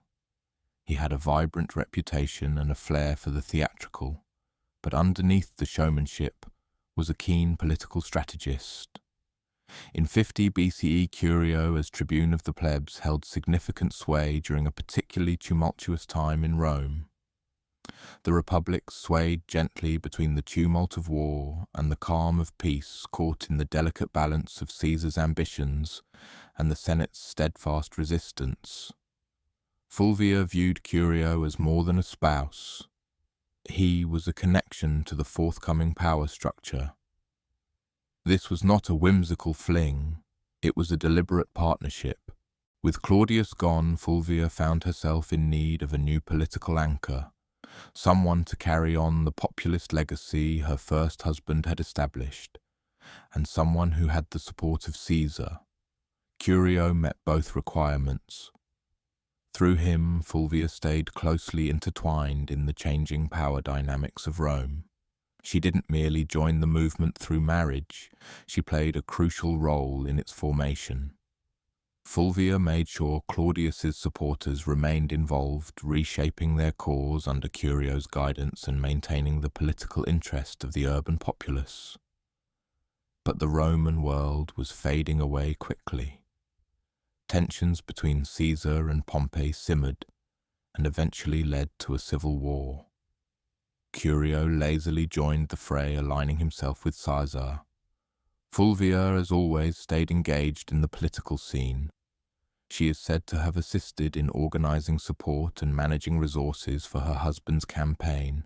In 49 BCE, Curio embarked on a military expedition to Africa to bolster Caesar's standing, yet it turned out to be a complete failure.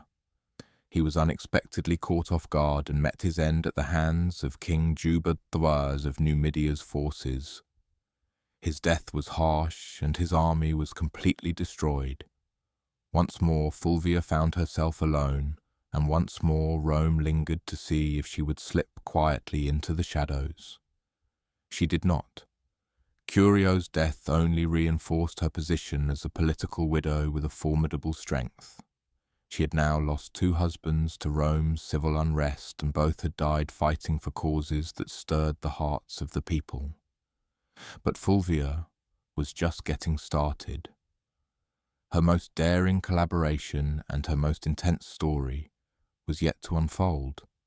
Fulvia's third and most renowned marriage was to Mark Antony, the driven general and steadfast ally of Julius Caesar. Their union, formed around 47 BCE, was not just a romantic connection, it was a blend of influence. Fulvia had already shown her prowess in the intricate dance of Roman street politics. Antony, moving swiftly through the military and political landscape, required that kind of astute backing in Rome. Together they became one of the most politically influential couples of the late Republic. By the time of their marriage, Fulvia had become quite familiar with treachery and violence. She had laid to rest 2 husbands and deftly navigated numerous foes. Antony was familiar with controversy as well. He indulged, he took risks, and his personal life was famously tumultuous. But with Fulvia he had discovered someone who could offer him more than mere amusement. She was capable of safeguarding his interests, uniting his alliances and gathering supporters during his campaign absences. And Antony, beneath his bold facade, recognized her worth. He permitted Fulvia to hold power that no Roman woman had openly exercised prior. She perused his correspondence, she issued directives in his absence, she attended meetings and swayed appointments. Roman sources, largely unfriendly, portrayed her as domineering and ambitious for power. But what troubled them most wasn't her drive. She behaved like a Roman man in a world that lacked the words for a woman like her. Following the assassination of Caesar in 44 BCE, the Republic found itself enveloped in turmoil yet again. Antony hurried to establish himself as Caesar's political successor. Yet, it was Fulvia who truly possessed the heart of Rome. As Antony established the second triumvirate alongside Octavian and Lepidus, Fulvia took on the role of his proxy in the capital, overseeing patronage networks, liaising with street gangs, and keeping Antony's supporters engaged. She even assisted in orchestrating Antony's formal reconciliation with Octavian by marrying her Clodia to him, a partnership that would eventually fall apart. In public, Fulvia seemed not only to be Antony's wife, but also his representative. Roman coins were minted featuring Antony's image alongside her name, a remarkable recognition of her status. She wasn't tucked away in the corners of influence. She stood boldly in its bright light. Yet, authority in Rome was perpetually on loan, and Fulvia was on the verge of exploring the boundaries of a woman's reach before Rome responded.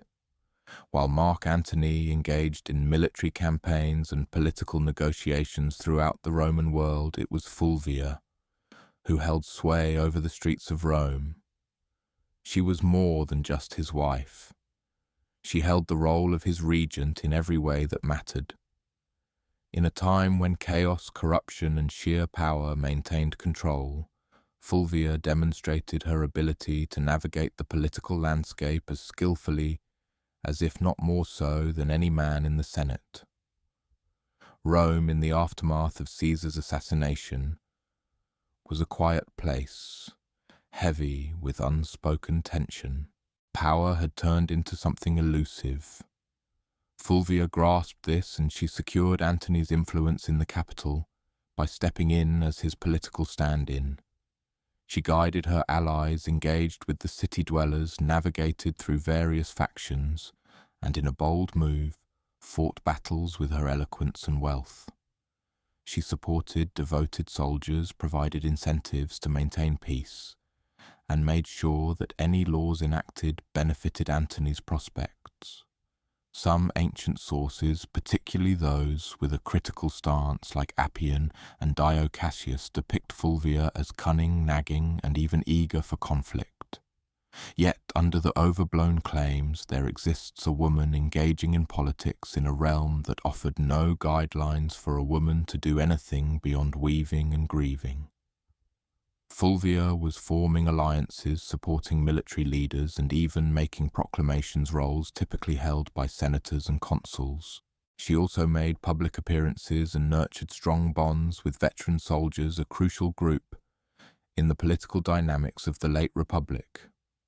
During Antony's campaign in the East, Fulvia frequently represented his authority in Italy, engaging with centurions, swaying decisions regarding land distribution, and gently reminding the soldiers that their loyalty to Antony would bring them rewards.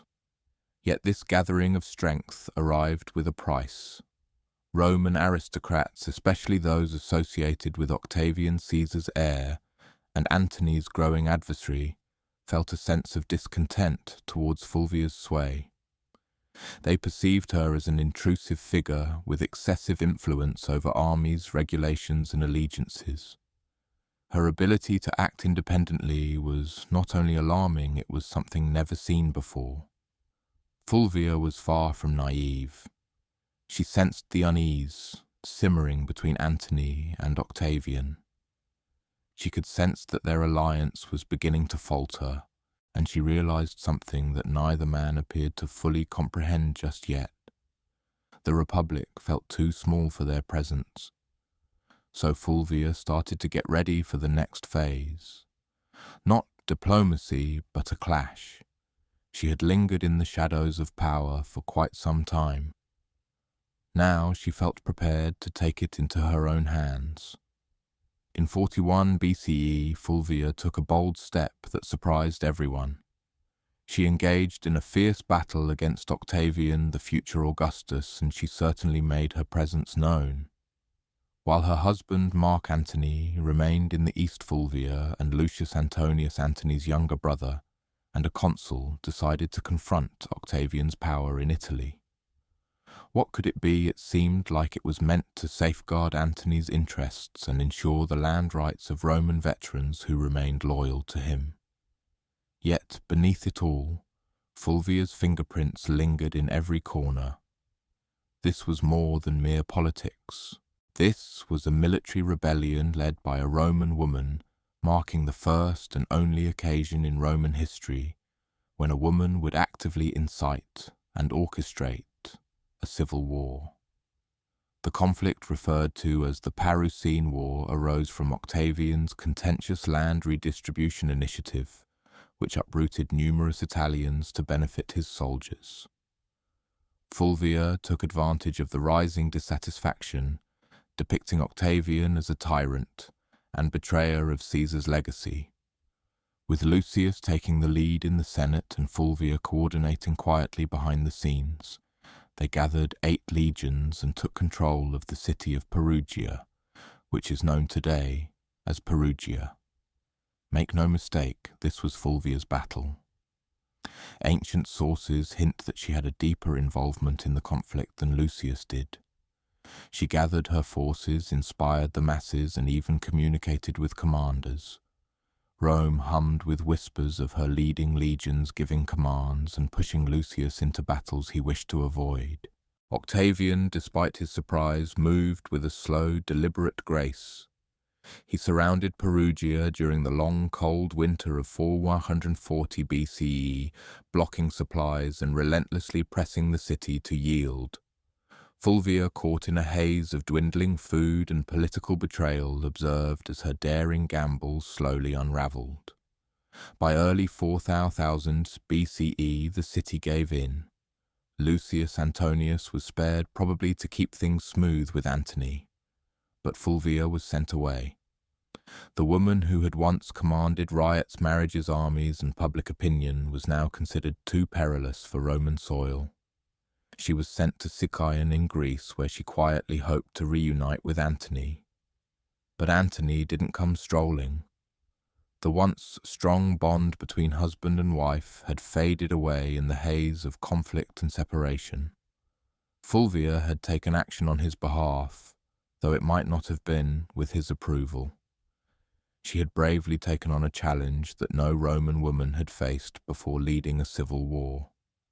And now the Republic had made her face the consequences. Exiled from Rome. Fulvia arrived in Sicyon, a city in Greece that had turned into a sort of diplomatic limbo for those who had fallen from grace in their quest for power. She had ventured into battle not for her own benefit, but in honour of her husband. She thought she was protecting Mark Antony's interests, his honour, and maybe their common dream of Rome. But what awaited her in exile wasn't a warm reception, it was a hush. Fulvia had put it all on the line, her status, her alliances, her very existence. And yet Antony did not hastily go to meet her. By the time Fulvia reached Greece, Antony was already caught up with Cleopatra in Egypt. Regardless of whether their romantic relationship had started or was just simmering, the symbolism felt overwhelmingly heavy. While Fulvia was mustering legions, Antony was lifting goblets at feasts next to a queen. The betrayal felt profound, resonating not only on a personal level, but also within the political sphere. Fulvia had waged a battle to safeguard Antony's influence in Italy, and in return he left her to fend for herself. Some ancient historians, particularly Plutarch, indicate that Antony was quite upset with her for initiating the Parucine War without his explicit consent. Some say he embraced her decline. It opened the door for a marriage alliance with Octavian, a prospect that Fulvia would have never accepted. Even so, Fulvia had a few allies by her side. Some of Antony's troops, deeply devoted to her, quietly suggested a path to harmony. But her health had started to decline.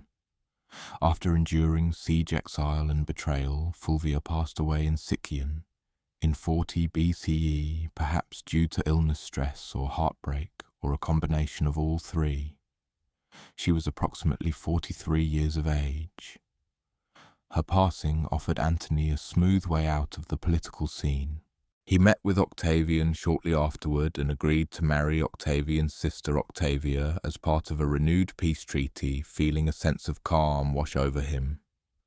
The triumvirs found themselves momentarily aligned once more, but this was solely due to the absence of Fulvia, the singular woman daring enough to confront their ambitions. Fulvia's legacy would soon fade into the background as Cleopatra's myth loomed large over nearly every Roman woman of the time. But don't be fooled, Fulvia was the original model. She didn't exercise influence from the shadows. She strolled into it, settled at the center, and boldly commanded armies in a world that regarded women as mere decor. Rome was at a loss with her, so it simply let her fade away. Yet the remnants of her defiance would remain, and her tale was anything but typical. Following Fulvia's passing in 40 BCE, the men she had once influenced, Antony Octavian, and even her former allies, started the subtle task of reshaping her legacy. She found herself unable to stand up for her own story, leaving it to be moulded by those who opposed her and the restless witnesses of her dreams. And much like numerous influential women throughout history, Fulvia found herself unfairly blamed. Historical accounts, largely written by men with personal agendas, depicted her as the cause of the Perisene War, the conflict between Antony and Octavian, and even the overall chaos of the Republic. Appian, Dio, Cassius, and Plutarch portray her as domineering, envious, and fueled by an insatiable desire for control.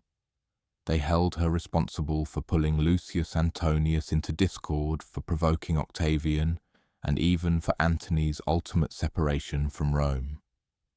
But were these claims justified? Not really. Fulvia had navigated a political landscape where aggression and deceit were the norm, particularly for men.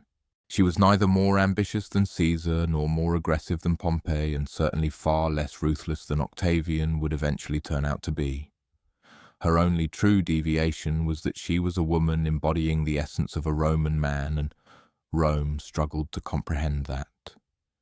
She wasn't confined to the home quietly weaving or merely serving as a political accessory. She was penning letters to generals, rallying street mobs, and commanding allegiance from troops. And that made her perilous not only to Octavian, but to the course of history itself. Even Mark Antony, the man whose legacy she had fought to preserve, lazily pointed the finger at Fulvia for the civil strife. After making amends with Octavian and tying the knot with his sister Antony, took advantage of Fulvia's passing as a way to refresh his diplomatic standing. Her memory turned into the cost of his political existence. There were no monuments raised in her honor, no grand funeral, no mourning speeches in the Senate, just a quiet absence that lingered in the air. Only stillness. Yet her foes couldn't completely wipe her from existence. Fulvia had overexerted herself. She had gathered forces, guided votes, brokered partnerships, and engaged in a civil conflict. She was the first Roman woman whose name appeared on coinage not as a deity or metaphor, but as a political agent. The harm to her reputation was intentional, yet her existence in the historical narrative was equally purposeful. Even with all efforts to overshadow her with mockery and falsehoods, Fulvia remained steadfast and unyielding. Her defiance lingers softly. You only need to tune in beyond the voices of the men. Fulvia's story concludes in stillness, yet her legacy resonates with a gentle strength. In the centuries that followed her death, historians and writers found themselves drifting through a haze as they attempted to position her within Rome's grand narrative. For Fulvia defied every expectation of what a Roman woman was meant to embody. She didn't merely offer guidance from the sidelines, she embodied power itself, leaving an indelible mark that was both remarkable and profoundly disconcerting to a male-dominated society.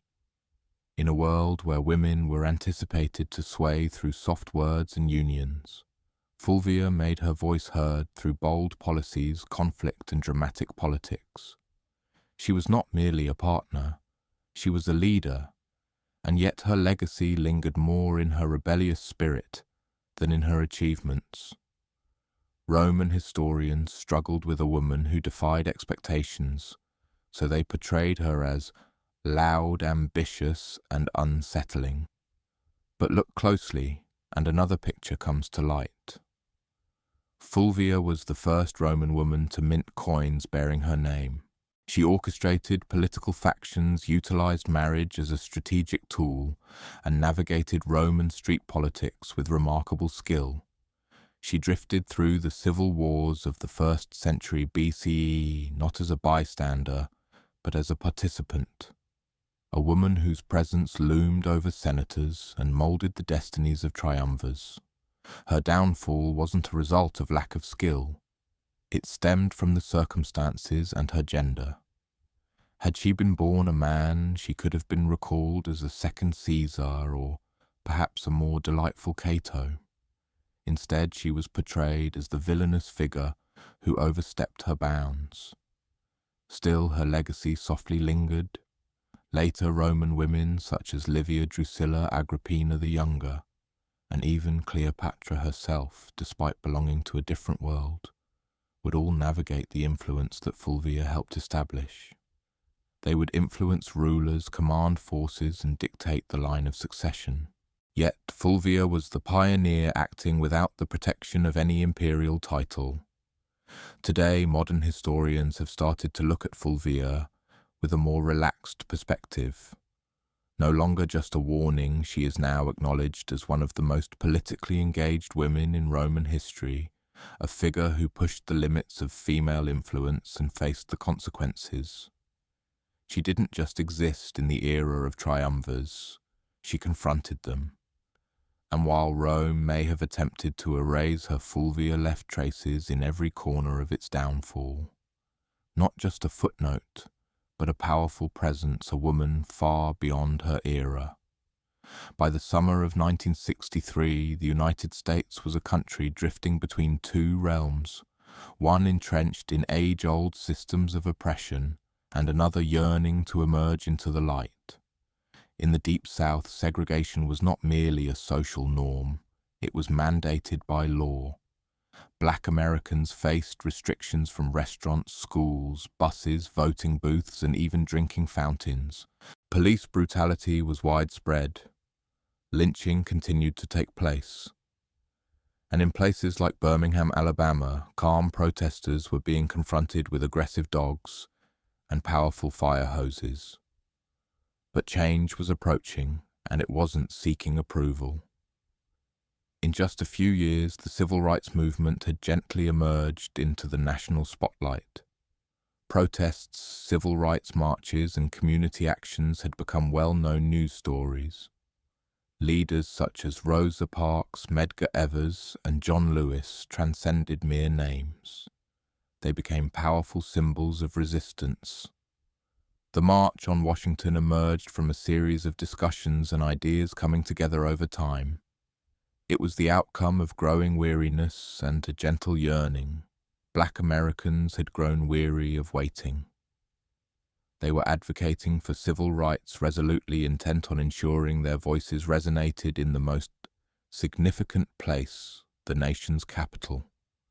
The thought of a large gathering in Washington, D.C., had been drifting around for decades. Philip Randolph, a labor organizer and dedicated civil rights advocate, first introduced the idea back in the 1940s. In those days, it aimed to urge the Roosevelt administration to eliminate segregation in the defense industry. The protest was cancelled after Roosevelt yielded and signed an executive order. But now, in 1963, the stakes felt even more significant. Randolph, together with fellow civil rights leaders like Bayard Rustin and Dr. Martin Luther King Jr., brought the vision back to life. And this time they weren't just marching for jobs. They were marching for dignity, for voting rights, for school desegregation, for equal pay, and most importantly, for the fundamental human right to live without fear. More than a dozen significant civil rights organizations united to strategize, putting aside their numerous differences as they recognized the strength found in coming together. The countdown had started. Buses were being arranged, flyers were circulating, and word of mouth was traveling quicker than newspapers. And across the country, Black Americans were getting ready for what would turn into one of the most memorable moments in American history. The dream was slowly unfolding, each step gently guiding the way. Organizing a demonstration of any sort in Washington, D.C. was quite the challenge. However, organizing an event for over 100,000 people, maybe even more, felt like a dream that was hard to grasp. Logistically, it felt like a heavy burden. Food, water, transportation, sound systems, bathrooms, medical teams, permits, crowd control, safety plans. And yet, in a drowsy haze, they managed to make it happen. At the heart of this orchestrated turmoil was Bayard Rustin, a figure who, while openly gay and frequently relegated to the background for political considerations, was an exceptional strategist. Rustin had once studied non-violence directly under the followers of Mahatma Gandhi in India. He had trudged, been confined, battered, and watched by the FBI, but nothing seemed to disturb him.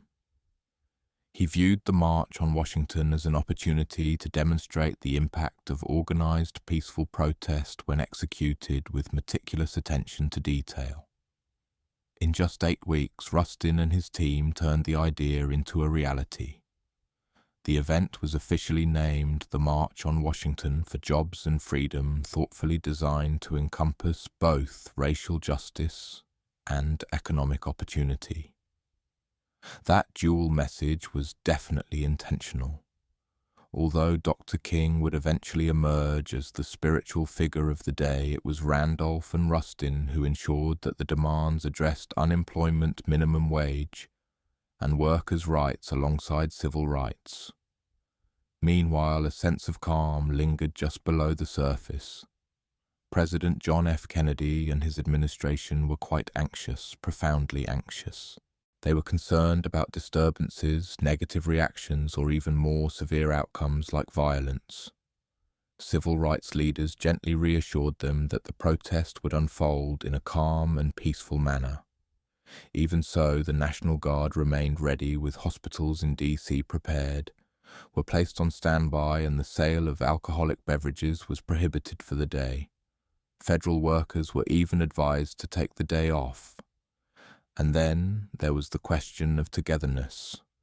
The major 6 civil rights organizations, NAACP Corps, SNCC, SCLC, National Urban League, and Randolph's Brotherhood of Sleeping Car Porters, frequently had disagreements regarding their strategies.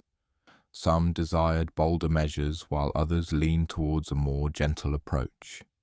SNCC's young firebrands were feeling restless with King's non-violent approach, but they all found common ground on this. The moment for quietude had slipped away.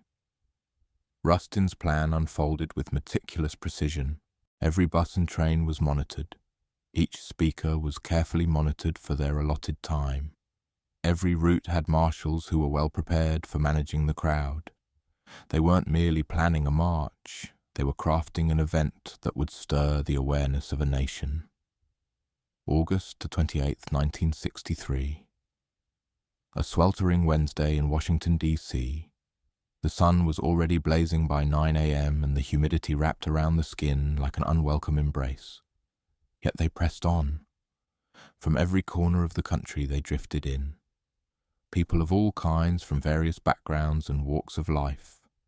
Some donned their finest attire while others held onto their protest signs. They arrived by bus, train, carpool, and even on foot. Over 250,000 people in total gathering on the National Mall, like a gentle wave of optimism. And yet there was a calm stillness. Even with the government's concerns about potential riots and unrest, the atmosphere was surprisingly tranquil.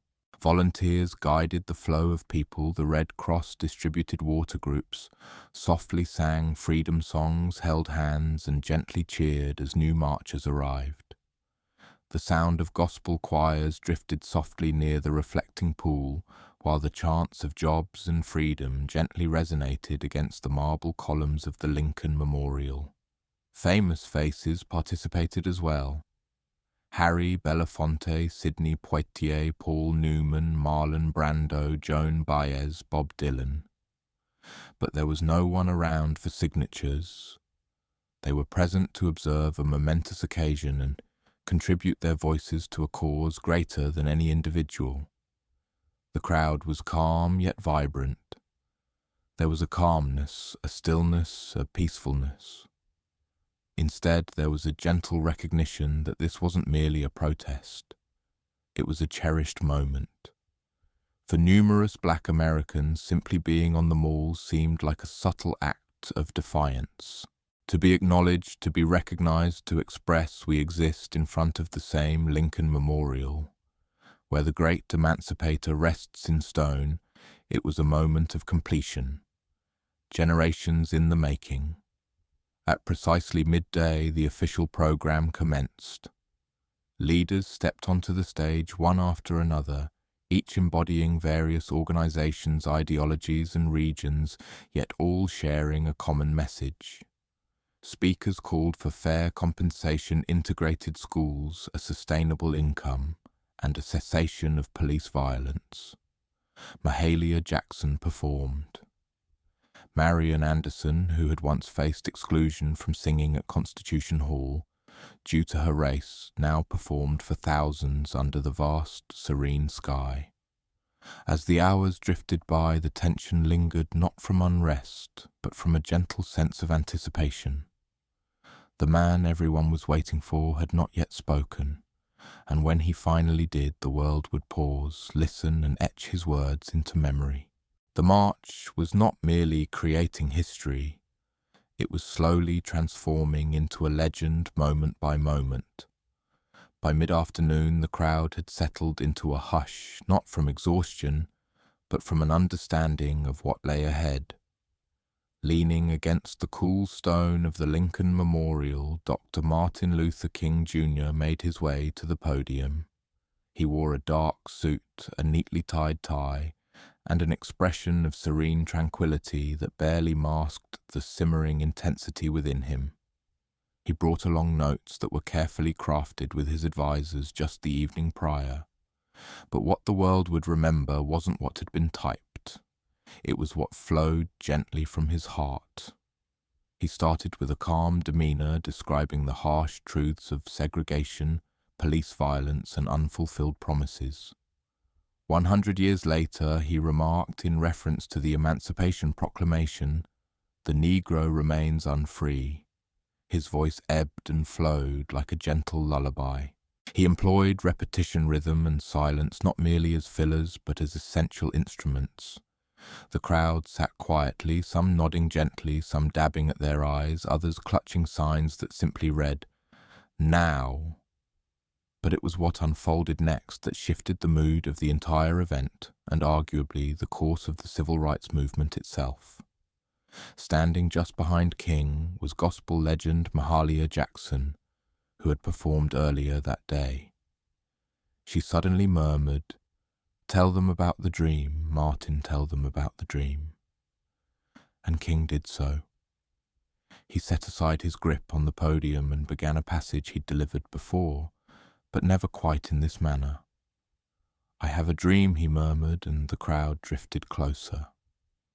"I have a vision that someday this country will awaken and embody the genuine essence of its principles." Each phrase echoed softly, gently, with a soothing clarity. "I have a vision that one day the descendants of those who were enslaved and the descendants of those who enslaved will find a way to come together in unity. I envision a future where my 4 little children can thrive in a land where they are not evaluated by the hue of their skin, but rather by the essence of their character." It had lost its energy. It was a gentle dream, a whisper, a soft spark through time. As King concluded with the powerful refrain, free at last, thank God Almighty. We are free at last," the crowd stirred with a wave of energy. Soft claps, gentle sighs, whispers of happiness.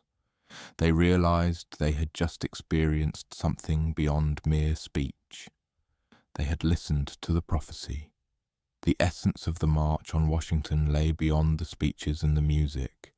It was among the people. The vast number of people assembled that day was truly astonishing. They arrived from Mississippi, Michigan, Alabama, New York, California, and all the places in between. Some were experienced advocates who had participated in numerous marches previously. Some had always stayed in their familiar surroundings until this moment. They prepared meals, travelled on buses for more than 20 hours, and dozed off in their church attire just to make it there. Many were just everyday individuals, maids, teachers, steel workers, postal clerks, who viewed themselves not as political figures but as observers. They were yearning for something different. They were the transformation. There were little ones in the crowd, young black girls adorned with ribbons in their hair, boys holding hand-drawn signs. Parents gently lifted their little ones onto their shoulders, allowing them to catch a glimpse of the Lincoln Memorial far away and listen to the distant voices of the speakers amplified through loudspeakers. For them, this was more than just an occasion. It was the start of a fresh realm. Some faces gently caught the eye. There was a young John Lewis, just 23 years old, representing the Student Nonviolent Coordinating Committee, SNCC. His original speech had been so intense, so unwavering, that senior leaders requested he soften it just moments before he took the stage. He agreed, though it seemed like a struggle. His call for radical change gently stirred the crowd. And then there was Daisy Bates, the sole woman to address the gathering that day, not for herself, but delivering a prepared statement on behalf of other women in the civil rights movement. The organizers encountered backlash for neglecting female perspectives.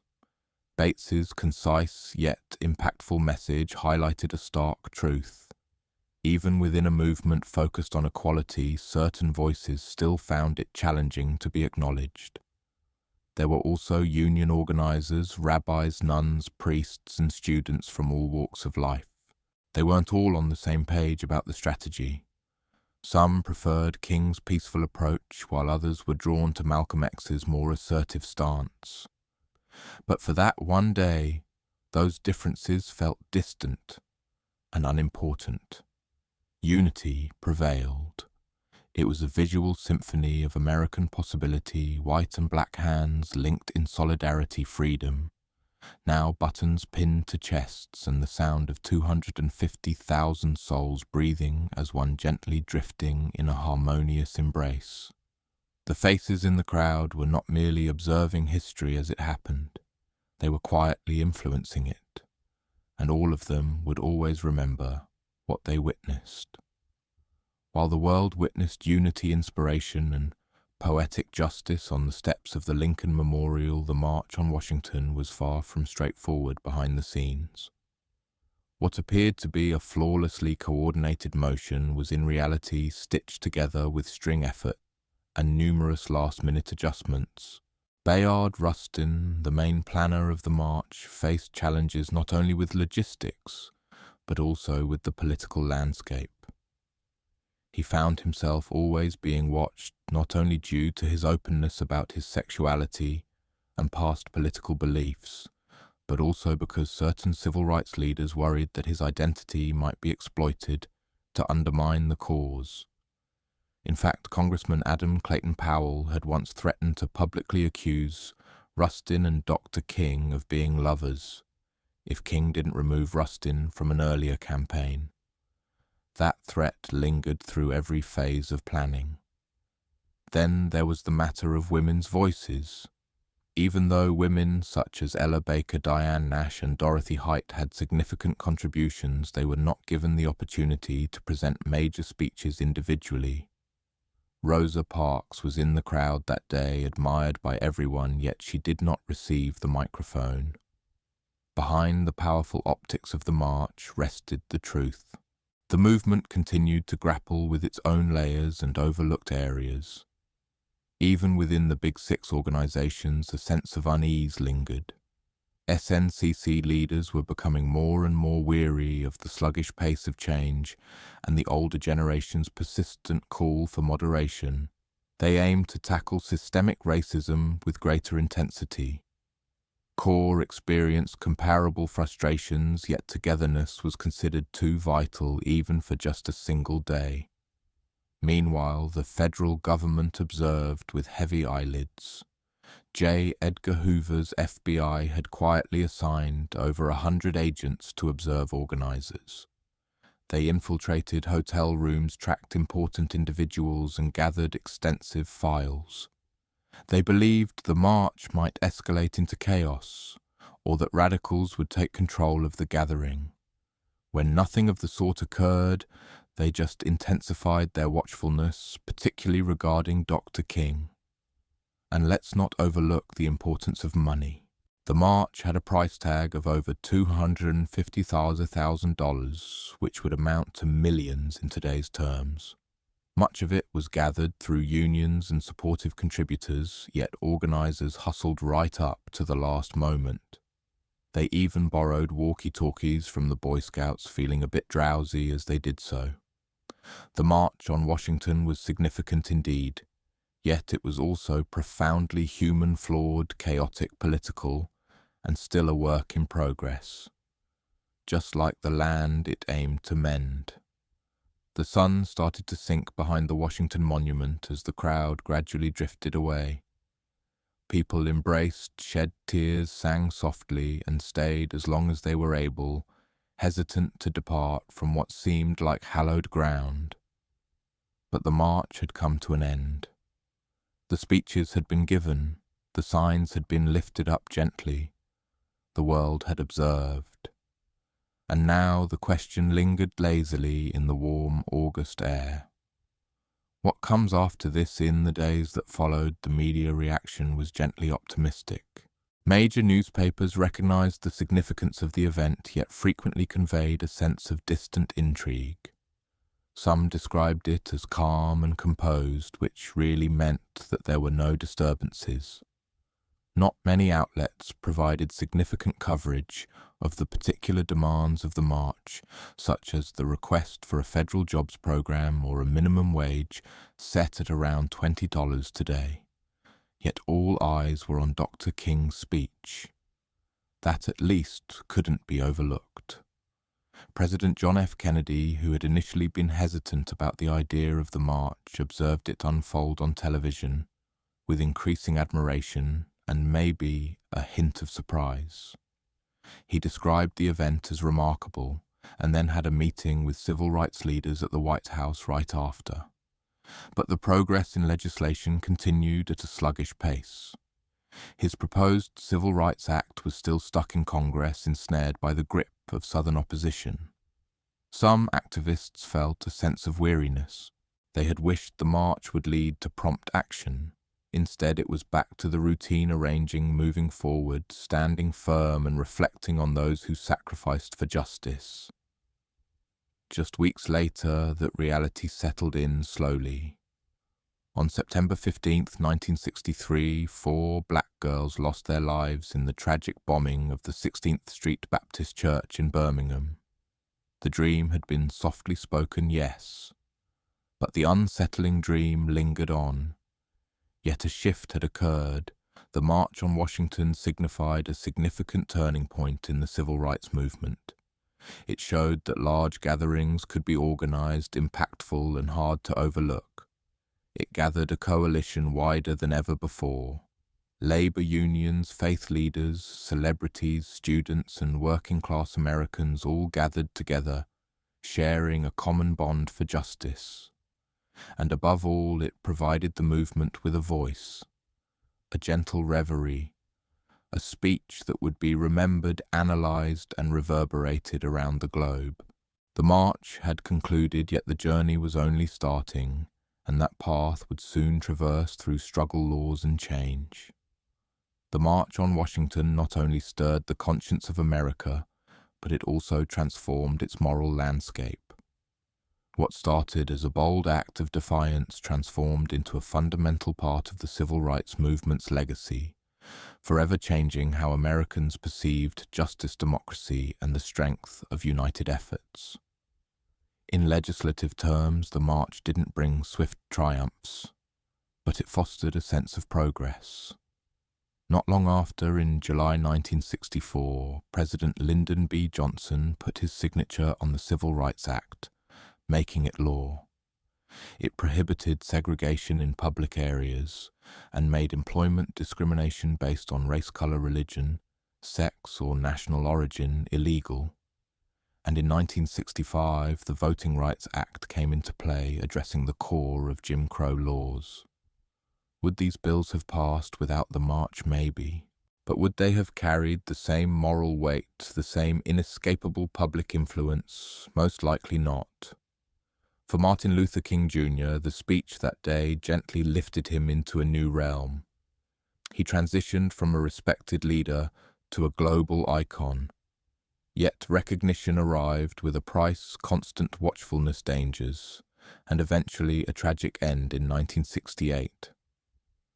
The vision he shared on those steps would grow increasingly profound, more sorrowful and more cherished with every year that went by. For the broader movement, the march revealed the power of coming together. It provided organizers with a guide for extensive mobilization, and it motivated a generation of activists both in the US and overseas. Anti-apartheid organizers in South Africa, student protesters in Europe, and future human rights leaders across the globe would look to the March on Washington as a guiding example. But the legacy feels more than just a thing of the past. The language of the march, the notion of employment and liberty, the vision of serene defiance, the reverberations of "I have a dream" continue to resonate in contemporary demonstrations. From the Million Man March to Black Lives Matter rallies, the spirit of 1963 lingers softly in every chant and every cardboard sign. In Washington, D.C., King's Memorial now rests peacefully just across the tidal basin from the Lincoln Memorial. Visitors meander by his grand statue hewn from stone with phrases from that August day inscribed into the granite. But the true tribute isn't carved in rock. It's in classrooms, voting booths, marches, and voices that gently rise, refusing to fade away. Because the dream wasn't meant to linger in history books, it was meant to be experienced. And the legacy of that summer afternoon gently encourages us to embrace just that. More than 60 years have drifted by since that lazy summer afternoon, when over 250,000 people gathered closely beneath the gentle shadow of the Lincoln Memorial. The March on Washington has been captured in textbooks, documentaries, and museum exhibits.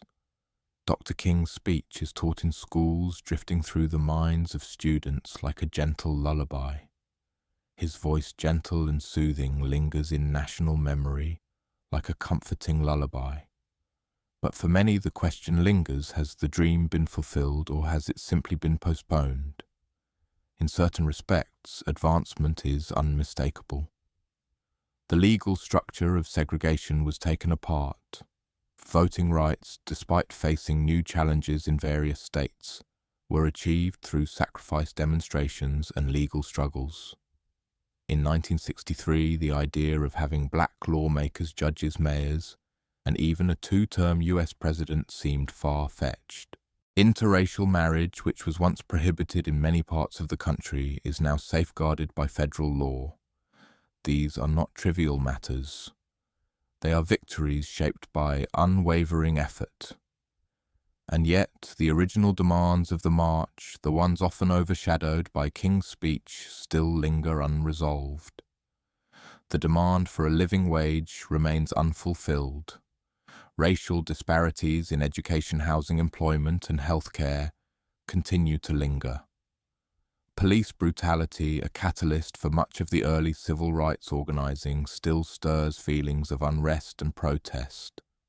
The vision of genuine economic fairness, where chances are not dictated by location or ethnicity, remains a distant aspiration.